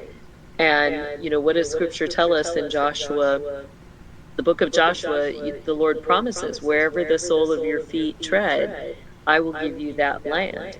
So, you know, the enemy tries to usurp that. He tries to... Oh, so that's where Manifest Destiny comes from, huh? That's where Manifest Destiny comes from. You guys just think you can just take over wherever you want. Because my Bible says so. Wherever my feet go, God will give me this land. Okay. Making sense now. Why you guys think you can just take over everything. To gain the land through unrighteousness, but Christians, I mean. I'm talking about Christians. The land belongs to the righteous. So, you know, there's a... Why does he want to desecrate or make unholy the land? It's because when he does that, you know, the righteous usually get scared. They don't want to deal with the demonic. They don't. Where is this written down? Where can people learn this? Like other witches, right? Because this isn't an oral tradition, right? So where is this written down? So other like what satanic book talks about this? What Luciferian book talks about this? Curses on the land, so that way we can desecrate and take it away from God's promised people. Where does it say that?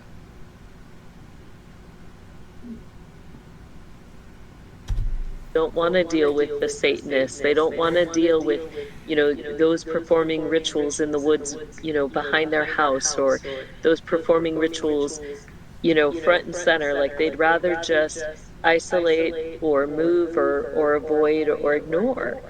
And that's how the enemy gains that territory. He builds strongholds in those places that, you know, when we don't address the wickedness that's going on.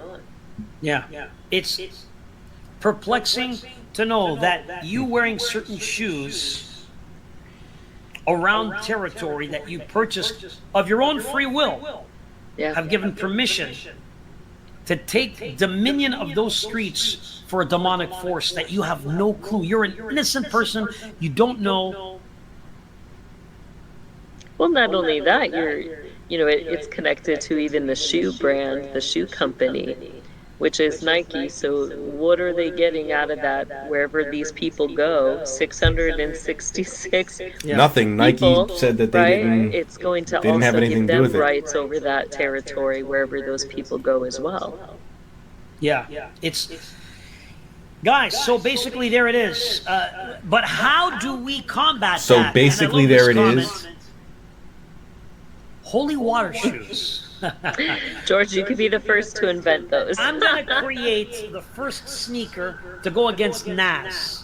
I think his was 666. I think I'm gonna go with a holy number, maybe 777 or 444, and I'm gonna come up with a holy number, and it's gonna have holy water. How are those numbers holy? Are you talking about angel numbers? Because 777, while 7 does represent the number of completion in Christianity, surely you guys are familiar, not you guys as in my audience, you guys as in Jesse and George, you guys are familiar with Aleister Crowley, correct? 777 was the name of a popular text, right? Liber 777.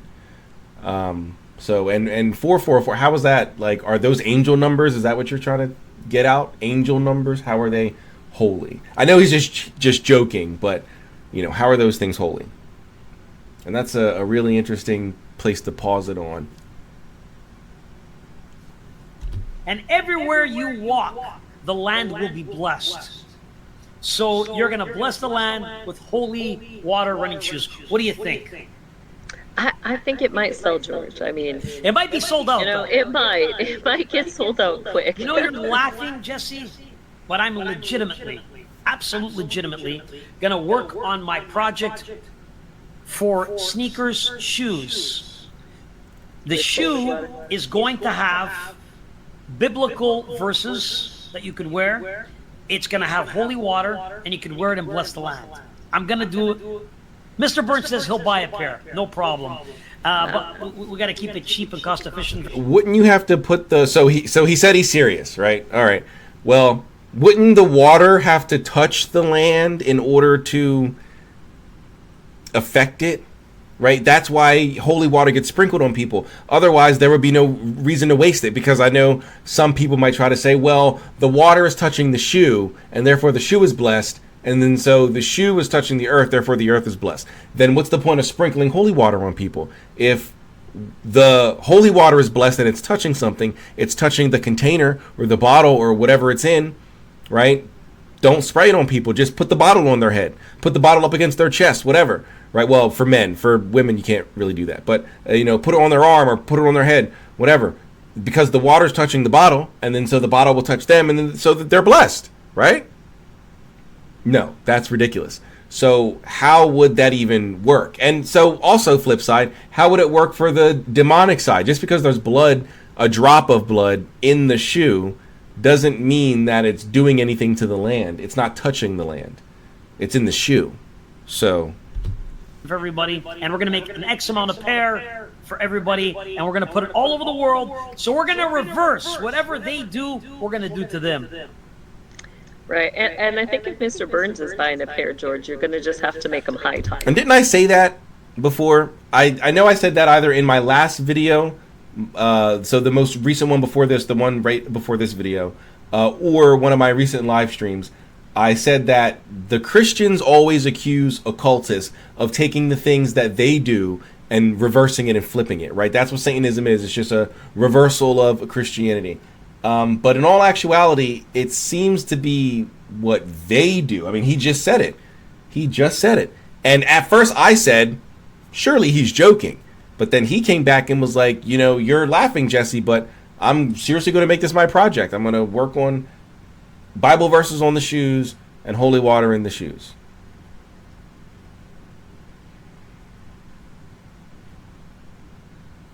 And then he admits that he's going to reverse it.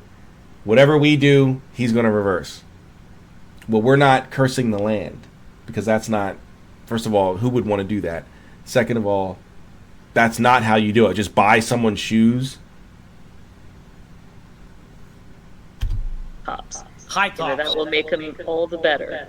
let's talk about anointing oil. And we did discuss this in the past.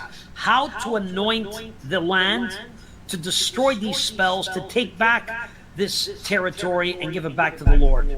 Talk to me. What are your thoughts? How do we do that? We've discussed this before. Why can't God just do it himself? Why does he need you to give it back to him? Why can't he just... and it's back? Curse gone. Right? Why can't he send angels? Right? That's what he did in the Bible.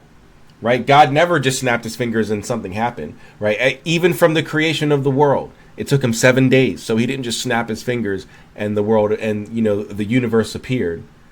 It took him 7 days. Well, at least to make the world. I don't know about the universe, right? But to make Earth, it took him 7 days. So, and whenever he was doing something like destroying something or whatever, he never just snapped his fingers. He always sent his angels to go and do it. So why can't he just send his angels to remove any negativity,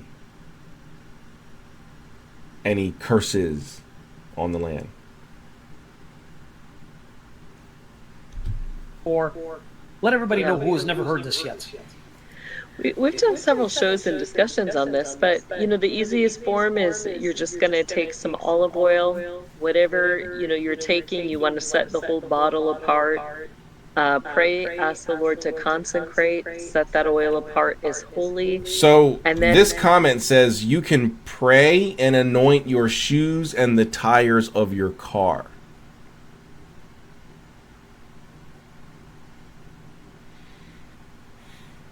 It's that simple. Just pray, and God will automatically respond. But yet, there are things that he doesn't respond to, right? You need a new job because you're sick and tired of your current one, and you pray for a new job and you don't get one, right? You need to buy a new car because this one's breaking down, blah, blah. God will make a way for you to get the car, and it doesn't happen. You're still driving the same beater 3 years, 4 years, 5 years later. Right? Someone's sick. You're sick. You pray for healing, doesn't happen. They get worse. Maybe to the point of, no longer being here. Those prayers he don't answer. But giving back his land, oh, he'll answer that every time. Come on. And as you go out, you can anoint things. Like for us, we'll put it sometimes on our hands or in like a spray bottle. We'll put it on our car tires as we drive around. And then we just are mindful as we're, taking that oil around, praying over the territory where we're walking or where we're going. You can also put it on the bottom of your shoes and anoint that way wherever you walk. And we've done a lot of places, George. We got several. Also, you're not able to anoint. You're not a church leader. You're a regular person. You're a member of the church, but you're part of the flock. That the sheep don't get to, and I don't mean sheep in the negative way, like oh, you're a sheep, but that you guys call your pastors and stuff the shepherd, and you guys are the flock. So sheep.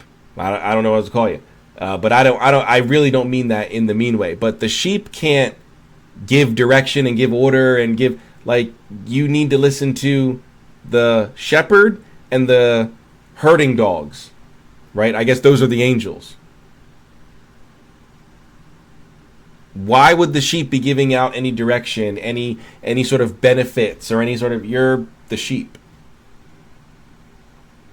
You have no authority. You have no power to anoint anything.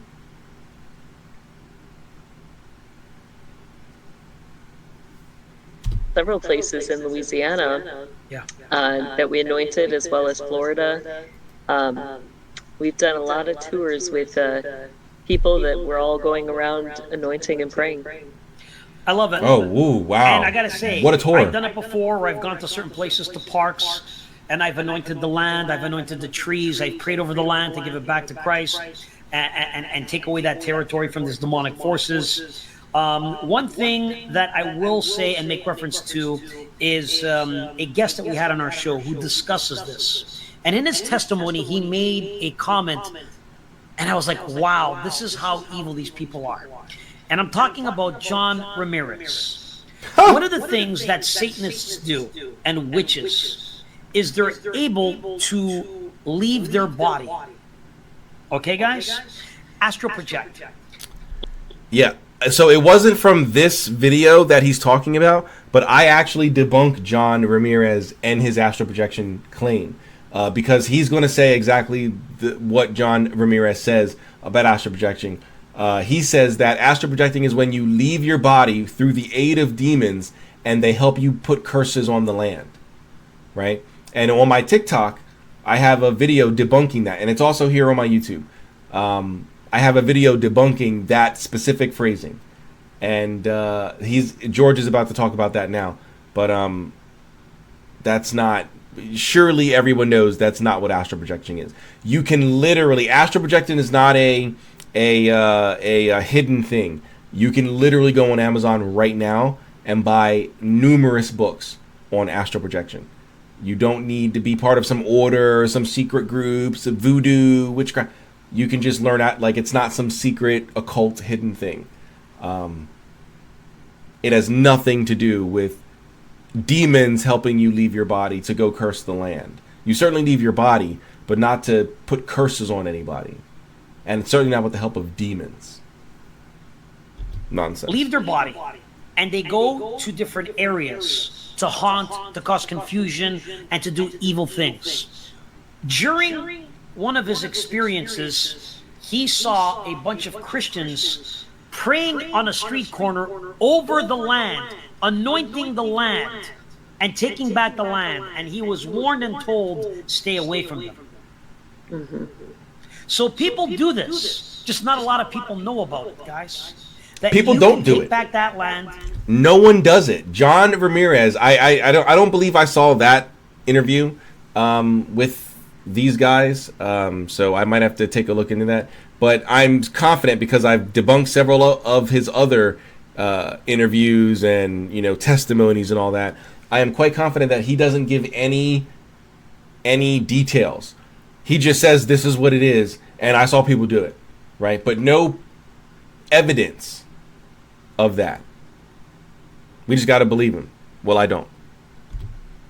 From those negative energies and powers and bring it back to Christ and make it clean and bless it and sanctify it and make it holy by purifying it, by praying over it, by anointing it with the oil, with holy water. Whatever your method is, it can be done. And watch great things happen in that community as opposed to when it's filled with drugs and violence and needles and just bad things. We want to be able to clear that up. Those communities have churches, right? You don't think that that there's no churches like around Skid Row? From what I understand, it's not just Skid Row anymore. It's been like expanded out. Now multiple blocks are like full of homeless people and stuff like that. You don't think there's churches around there? Maybe not smack dab in the center, but nearby. You don't think that there's churches in communities where there are addicts, homeless, violence? The land's not anointed. The church is there, right? God's people are right there. Land's not anointed.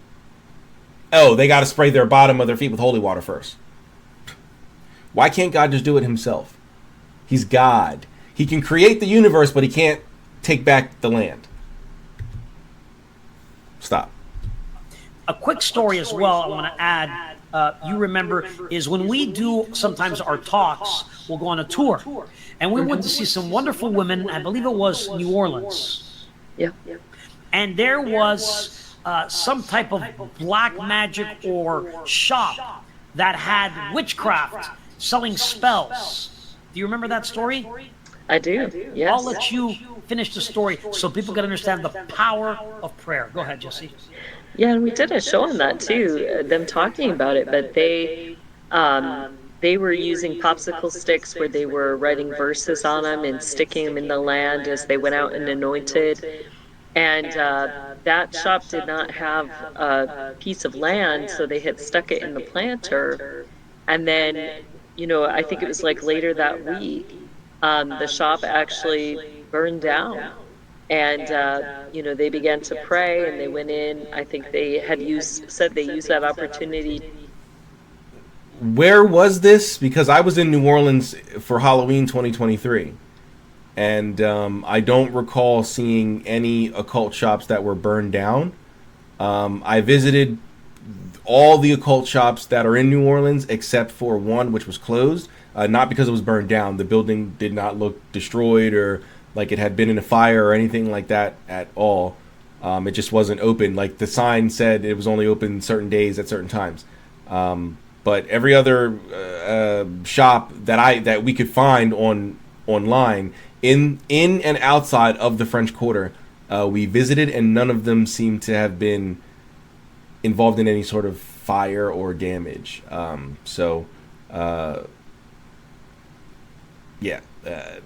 This is a recent video. This is 6 hours ago, so I don't know how long ago they're talking, when they went. Like I said, I don't follow them. The last time I did a video on these two was over a year ago, so I don't know how long ago this was.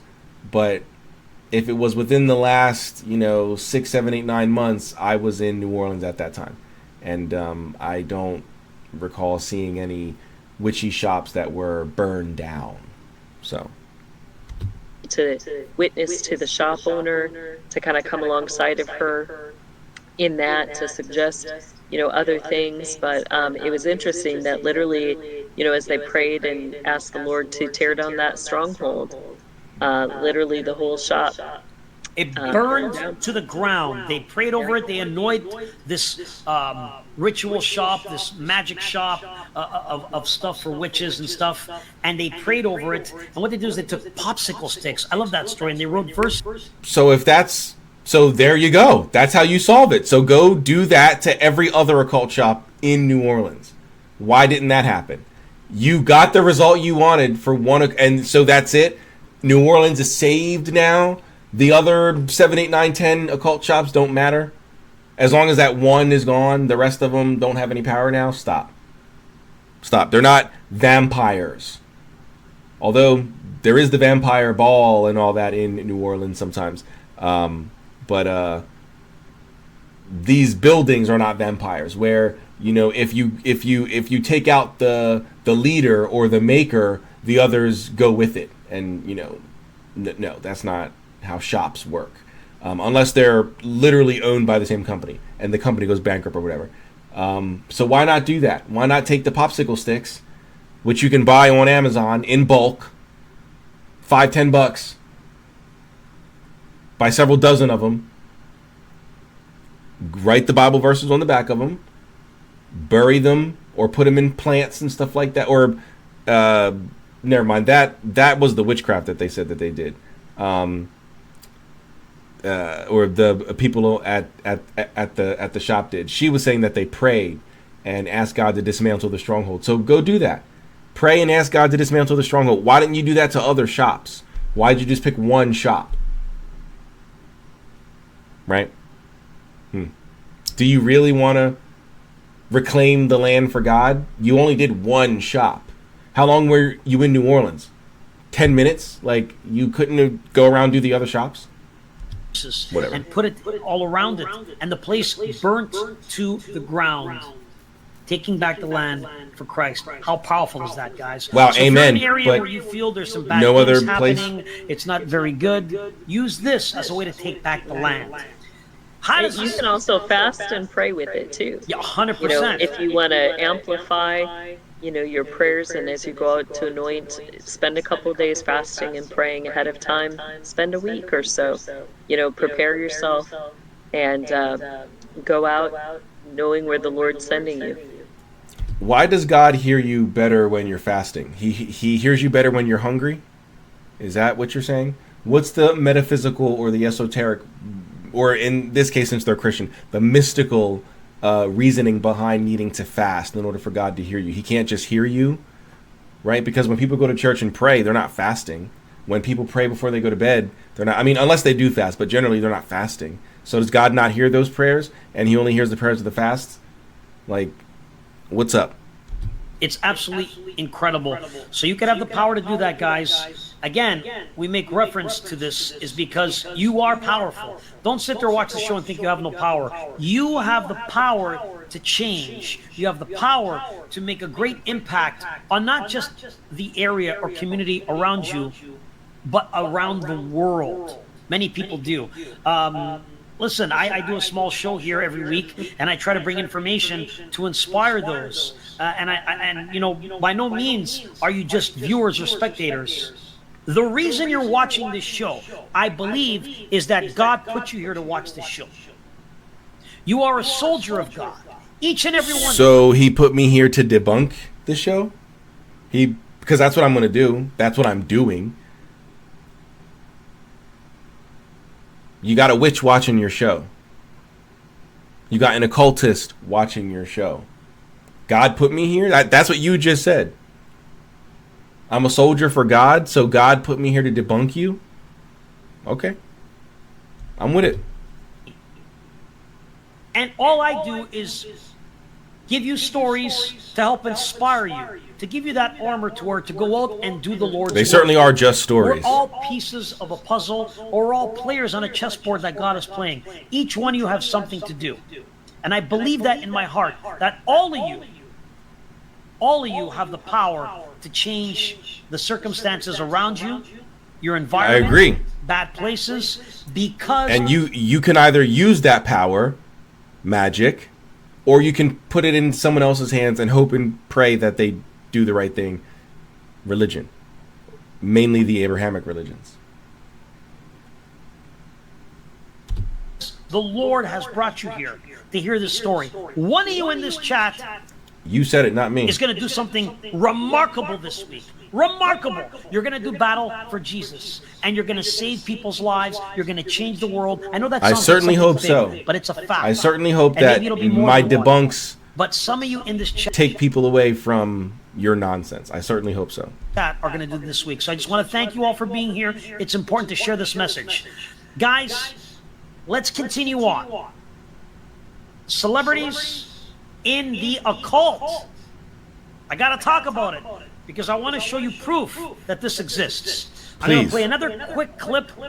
This one is about Sammy Davis Jr., a celebrity, famous from back in the day. Listen. Oh my God, this isn't proof. Singer and rap hacker Sammy Davis Jr. briefly flirted with the Church of Satan, which was founded by occultist Anton LaVey. Davis had been invited to a party by a group of actors, each sporting a red fingernail. According to Davis, the theme of the party was Dungeons and Dragons and debauchery. In the center of the room was an unclothed woman on an altar, though Davis wasn't concerned for her welfare. He knew that the night was more about consensual sex than violence. Davis's interest in the church might have had something to do with his appetite for indulging himself. As he wrote in his memoir, Why Me? I wanted to have every human experience. During that era, the Church of Satan was a perfect fit for Davis, as it was full of free drugs and freer orgies. The singer did take his involvement with the church somewhat seriously. He made a comedic TV pilot called Poor Devil that involved pentagrams and mentioned the church. One of Anton LaVey's associates even referred to it as a, quote, magnificent commercial for the church.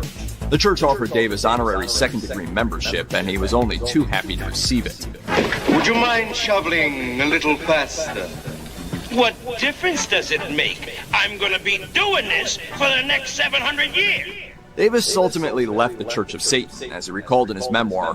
One morning after a coven that wasn't all fun and games, I got some nail polish remover and I took off the red fingernail. Davis then resumed his Judaism until his death in 1990.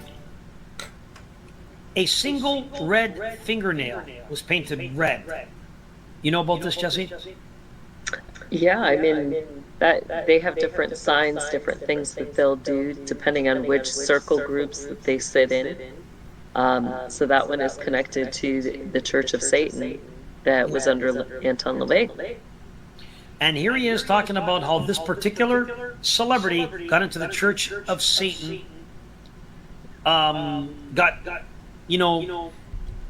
right. So, first of all, Church of Satan is atheistic Satanism, right? Which is literal childish, right? Children mocking Christianity. That's all, right? Just the flip side of Christianity. That's really all atheistic Satanism is.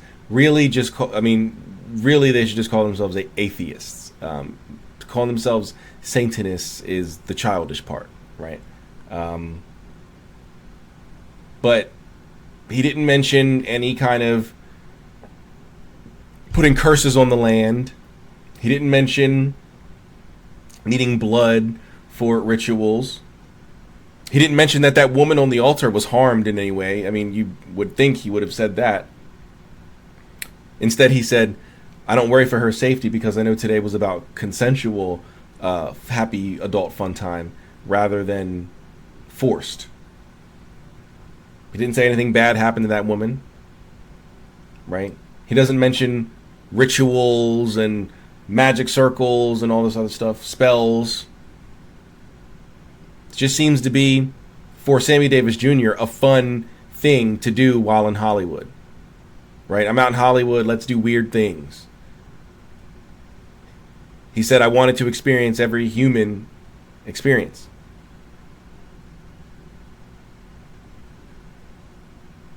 So, not sure what he's trying to get at here. Promoted very high up, was part of it, participated until something happened, and then he was like, whoa, whoa, whoa, whoa, this is too much for me. I mean, what were you thinking was going to happen? What did you think was going to happen? Maybe. So, first of all, we know that nothing crazy like you're making it sound happened because they just let him go. They just let him go, right? I thought the only way out of the Illuminati and out of Satanism is death. But they just let him go. Nothing happened to Sammy Davis Jr. after leaving the Church of Satan. So, how do you explain that? Most likely, it stopped being fun. Maybe someone did get hurt during a sex ritual, or maybe someone did get, I don't know, offended or whatever. And he wasn't with it anymore and decided he's out. Who knows? But I promise you, due to the fact that they just let him leave, it wasn't anything Illuminati or anything crazy. Because according to, and when I say you guys, I don't mean them two. I mean like conspiracy theorists and stuff like that. You can't just leave. You can't just go, you know what? I'm just going to take all my money, all my fans, and I'm done. Thank you for the millions of albums. Thank you for, the world tours and, the tens of millions, hundreds of millions of dollars. But thanks, record labels, and thanks, PR companies. But I'm done now. And I'm just going to go just live a regular life. They're not just going to let you go, according to them. Right? According to the conspiracy theorists. You can't just leave. Right? Isn't that the rumor about why they killed Mike? He was trying to leave Sony. And he owned basically half of them through ATV. He was trying to leave, so they took him out. Come on. He honestly thought it would just be all free drugs, sex, and, rock and roll. I don't know. Yeah, that's literally what he thought. And then he found out that maybe it was a little too extreme. Maybe someone got hurt. Maybe it wasn't free. And now maybe Sammy, it's one thing for you to watch us, Sammy, or it's one thing for you to do something to these girls, but maybe we want to do stuff to you, and Sammy wasn't into that. So maybe he left, right? We don't know. We can only speculate, but we know for the fact that he's alive, or he's not alive, but that he left there alive, and that he lived for a while longer. There wasn't anything Illuminati. It wasn't the It wasn't the Satanism that the conspiracy theorists try to make it sound like it is. It's hard to fathom, especially as he would see things happening. There's no way that he could be blind to, the progression of what they do, how they, initiate people in, and then as you get invited in, you start getting invited to different parties where you're going to see sacrifices, you're going to see different rituals performed, especially around the satanic holidays. That doesn't make any sense. Why would they let you in without being fully confident that you're into most of what they're going to introduce you to. Come on. In the occult, there's so many. You know, we talked about some from back in the day. We talked about Sam. We talked about. You didn't really talk about any of this Emmys. stuff. I mean, it's never ending, and all of you watching this could share clips and videos all day long. But I just want to prove to you that this does. Yeah, you shouldn't be sharing clips all day long. You should be elucidating. You should be giving action. Instead of just showing the clip and then going, wow, it's right there, guys. Jesse, what do you think? Instead of doing that, why don't you guys actually elucidate? But you don't. You just show a video and go, yep, there it is. They said it. Jesse, your thoughts? Tell them about this thing, Jesse. Come on. Exist, and they're more in our face. We're starting to see movies. We're starting to see TV shows that implement Satan. Now, one particular show, you need to be very careful because this is what we call predictive programming. The show is called Lucifer, where they paint him to be a nice guy. And they want you to feel sorry for him and have his side. How interesting. Lucifer, a nice guy, and they want you to feel bad for him. Talk to us about how they create this with TV, because we're going to touch on this with someone very big in Hollywood who's going to talk about this. They don't portray him as a nice guy, at least not at the first few seasons. What are your thoughts on this, Jesse? Yeah. I haven't kept up with it since maybe like the third season, fourth season. Especially in the relationship between God and Lucifer, that the occult will bring out. Not so much at the highest levels, but, you know, especially in some of the recruitment phases, they want to create that archetype that there's, you know, Lucifer's the victim, God, you know, rejected him, God won't give him another chance, God won't forgive him, you know, almost like he just... I honestly don't know any, I mean, maybe like the Luciferians themselves, but other than that, I don't know, like, because the way she's talking from like a lodge perspective, I don't know any like, I don't know any occult groups that would espouse that aren't Luciferian, right? Maybe some dark Gnostics might agree with this nonsense, but that would be really it. I don't know anybody that would espouse this, but whatever. Desires to repent or something, you know, and what it does is it draws people based on their ethics, their morals, you know, where they're going to feel bad for the victim. They're going to want to become the hero, the advocate for that victim. You know, it's going to cause that natural rebellion against God, and that's how they prosper and, you know, draw people in. It plays on people's empathy. The one thing they try to work on with us, it's how they start wars. You know, nothing, and again, I'm not being, I don't know for sure. I don't know what they do or how they do it, but I'll tell you this. If I was... Then what the fuck is this video? I don't know what they do or how they do it, but I'm going to make a video on it. Like, perfect. Thank you for saying that. And I'm glad I'm recording this and going to be uploading this because people need to see. You guys don't know what you're talking about. You're just making shit up on the fly. You're taking general stereotypes about witches and the occult and Satanists, and maybe people like Jesse did a little bit more research than the average person, knowing words like the Golden Dawn and stuff like that. But still, just because you can recite cool keywords doesn't mean you know shit, because she's not giving us any details. Right? Oh, the blood is used for the land rights to take souls. Like, what? How? Nope. Just Iceman or George Iceman goes, yep, there you got it, guys. All right, well, celebrities in the occult. There's a lot of them, and I'm going to show you another clip. All right, Jesse, let's talk about this. Like, that's not, like, what is that? You're not discussing anything. You're not talking about anything. You're not elucidating on anything. And it's because you don't know what you're talking about, and you just said it. Hey, look, guys. You know, I'm not trying to be... I don't know what these guys do. So then, what is this video? What are you doing? What are you doing? Stop it. Get some help.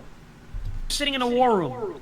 and I wanted people to take my side, what would be more visually empathetic than a naked child running and screaming in the streets with an explosion in the back?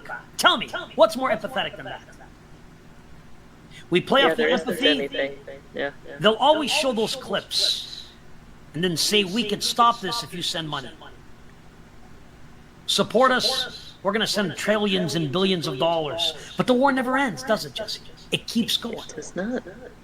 It's the never-ending wheel that continues. Well, and the child that they portrayed ends up dead, right? So then people give even more money because they think, oh, how horrible, that sweet little child, now has died, and somebody has to pay the price, for that child, and make sure it doesn't happen to other children. So they continue to play off of that empathy. Ray says Rolling Stones did a great song called Sympathy for the Devil. Very, very interesting song. A lot of people who don't listen to lyrics don't even know exactly what he's saying. When he comes and he says, pleased to meet you, hope you guess my name. Crazy that back then, even them are talking about the devil like he's all that. What do you mean crazy back then, right? Earlier I mentioned that's around the time. I mean, I don't know when that song came out, but 60s, 70s, like that's around the time like people started associating like rock and roll music with like the devil, right? I'm sure people in the church have always associated secular music with the devil, but it didn't become like part of the zeitgeist until like around the 60s and the 70s, right? So of course they're going to play into it. Why wouldn't they? And more. This exists. People do get together in robes, in parks, in homes, with candles, doing pacts, rituals, ceremonies, to manifest their desire and will. They are, whether it be celebrities, politicians, TV stars, musicians, doctors, celebrities don't do that, politicians don't do that, witches do that, right? The vast majority. I'm confident in saying like 98% plus of all the groups he mentioned are not occultists. Are there some? Yes. Right? Occultism is not a small thing. So there's bound to be, in a group of 1,000 people that are all politicians, there's bound to be a few occultists among them. But not a majority. Not even close. Witches do what he said. Witches go into their homes, like their own homes, or the homes of fellow witches to do rituals to help manifest their desires. But why is that evil? Is it because we don't use your God to do that? Is that what makes it evil? Is it the magic that's evil, or is it the fact that we don't use your God? Because just doing a ritual to manifest your desire is not evil. So, whatever. Testimonies about master doctors. Yep. Who are the master kings doctors in their field of surgery. But then we come to find that they made a deal with the devil. Yeah. We are in an interesting time. What doctor made a deal with the devil? What are you talking about? What? In this day and age, because the veil that has shielded him is beginning to lift and reveal the truth. Many people now that are awake or awakened to these things are starting to realize, I have been lied to all this time. Yeah. It's happening in front of your very eyes. It's incredible. And we need to thank our Lord and Savior Jesus Christ for allowing us to witness what is happening, because the time is coming, folks, where I believe there's going to be consequence and repercussion for their actions. Yep. Whether it be by the police for evil that they've committed, or by God's own hands.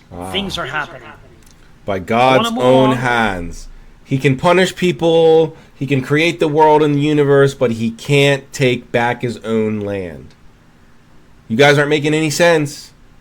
Right? Just like the New Agers, aliens can time travel, interdimensionally travel, they're defying gravity, but they need a 22-year-old to get their message out to the world. They need a 22-year-old to get their message out to humanity. They can't hack, the global news networks to get their message out. So that way, the most amount of people. Nope, they choose, the people with 20,000 followers, 30,000 followers to get their message out to 8 billion. That's not that makes no sense. Neither does this. Right? God needs us to reclaim the land. We got to spray the bottom of our shoes with holy water and our tires so we can help God take back the land. God just can't take it back himself, but he can just punish people. He doesn't need humans to punish people. He can just snap his fingers and people get punished. But he can't reclaim his own land? Stop. And modernize up to speed what's happening. And let's talk about Lady Gaga. Quickly touch on her. So much we could say, but let's look at this really, really briefly. Here it is. Number 5, Lady Gaga.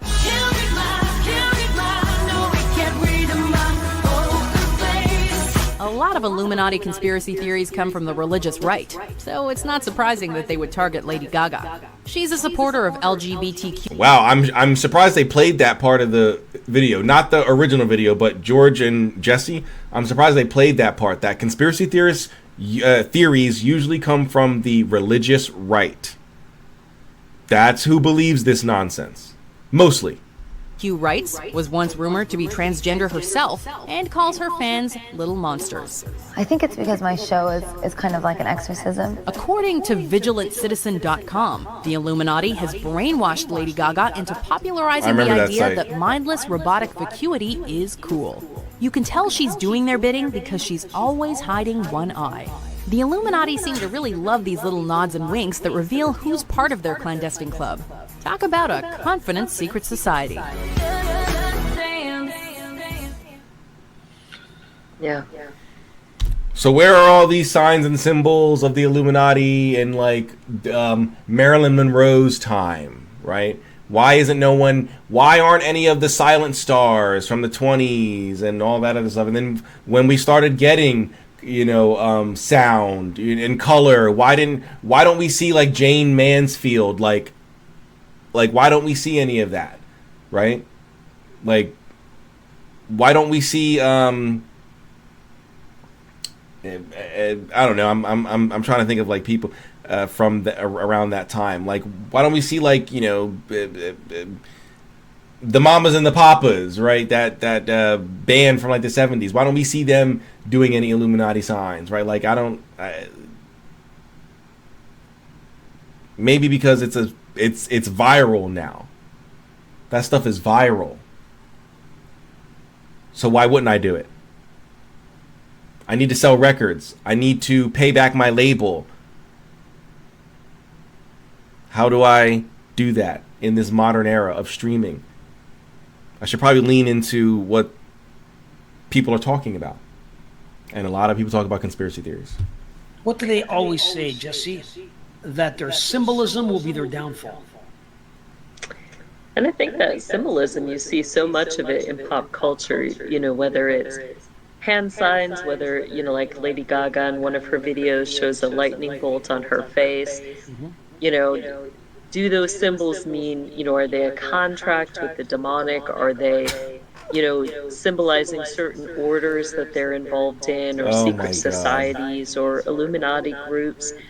All of those. Or are they just marketing? Display something. Is it clever marketing because you guys believe anything? And we also know just from her relationships that But like George admitted, individuals. George admitted he doesn't know anything. He doesn't know what these people do. But yet, here he is. To proclaim to be Satanists, particularly Marina Abramovic, who does all sorts of things in the public view. Yep. Yeah. So for those who don't know, we've done a show and got kicked off the air on that one and had to upload it, I believe, to Rumble with some other things. But yeah, Marina Abramovich, I believe, is the modern day witch to watch out for, who apparently trained Lady Gaga in a very strange method. You could type this into YouTube. I can't show it. I'll get copyright strikes. Lady Gaga is naked in a forest. Very strange and bizarre. The woman's name is Marina Abramovich. We've discussed her in the past. She's associated with many of the biggest names on planet Earth, whether it be politics, music, entertainment. And she is an influencer, kind of the modern day Blavatsky. Blavatsky, ladies and gentlemen. Yeah, I wouldn't say that at all. Day. And Blavatsky wasn't part of the world. She's a type of a witch. She wasn't a witch. She was a theosophist, the founder of the Theosophical Society. Wrote many books on spells and so forth. Yep. Strange. I mean, they've literally turned their witchcraft, their spells, their divination, their sorcery, their cannibalism into an art form. Art. You know, how sad is that? Folks, we live in a very strange world, I have to say. And it's perplexing that we let these people get away with I mean, in the 80s, you wouldn't have gotten away with this. They would have come after you, been arrested, charged. The TV would have been. But they're so blatant in today's day and age that we just allow it to happen. Ozzy Osbourne? It has to stop. When I mean stop, I don't mean be violent or anything like that. Stop supporting the brands and the companies that are trying to put this in your face. Yeah. I've always said, the power is in the money. Your dollars that you work for and have in your bank. If you don't like the clothing that they're wearing and what they're doing, don't buy it. If you don't like the restaurants and the food they promote, don't eat it. If you don't like the cars that they're building and what they're associated with. How much time? Okay, about 10 minutes left. Let me skip up a little bit, see if they get back into any of the conspiracy stuff. I don't care about his opinions on things. Connected to you. They feed off fear. They feed off anxiety, misery, hate, demons? Sadness. It's a very low vibration. It's what they feed off. They're parasites. These people feed off that. These demonic forces feed off that. I'm telling you the secret. It's not even a secret anymore. It's your emotions are so powerful.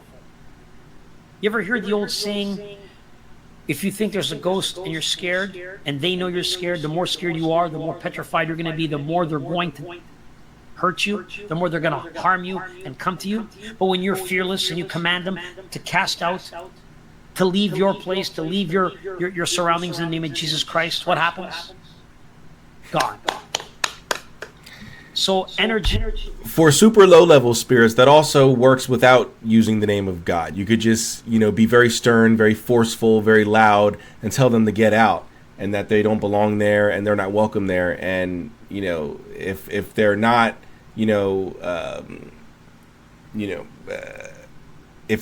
if they're pretty low level, then that'll work. You don't need to say Jesus' name or Buddha's name or anything like that. Energy is powerful, guys. If you're sad, you're depressed, and you're having those anxiety feelings of what's going on, you need to be strong. You can't give them that energy. That's how they feel. War is key. When they talk about war, they want you to be panicked, because we have an energy that they relate to about loosh. Loosh energy. It's a thing, guys. One day we have to do a show just on loosh. And if you could get 2, 3, 4 billion people to come together in fear, that loosh energy that they preserve and hold in power is unbelievable. You see, there is no currency in money in the supernatural realm. It doesn't exist. There is no money. What exists in the supernatural realm is emotion, spirit, feeling. This is what they feed off. Energy. And us as human beings, and that is true. Those that make those I wouldn't say emotions and fear and stuff trade-off. like that. Some spirits might feed off that, energy. but we'll give you what you ask. Most spirits just want energy, right? So tobacco, rum, milk, honey, warm or hot foods, stuff like that. Incense, candles.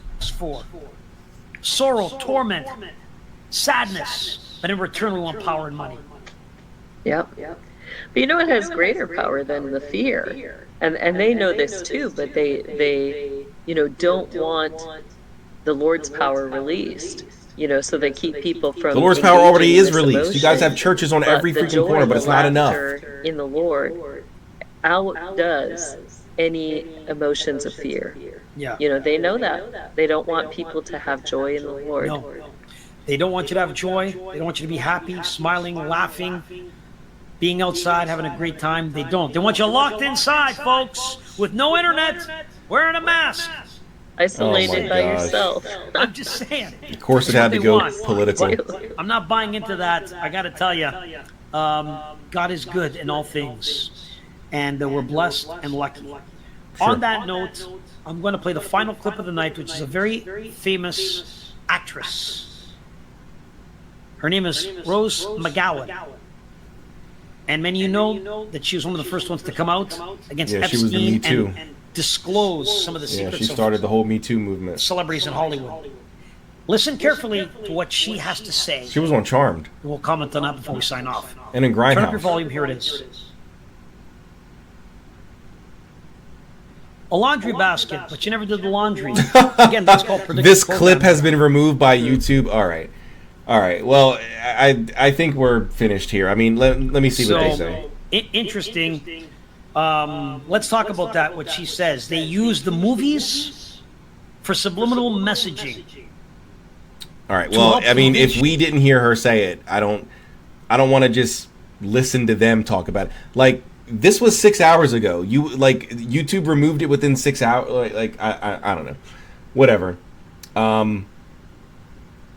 That was Celebrities in the Occult, the new edited version.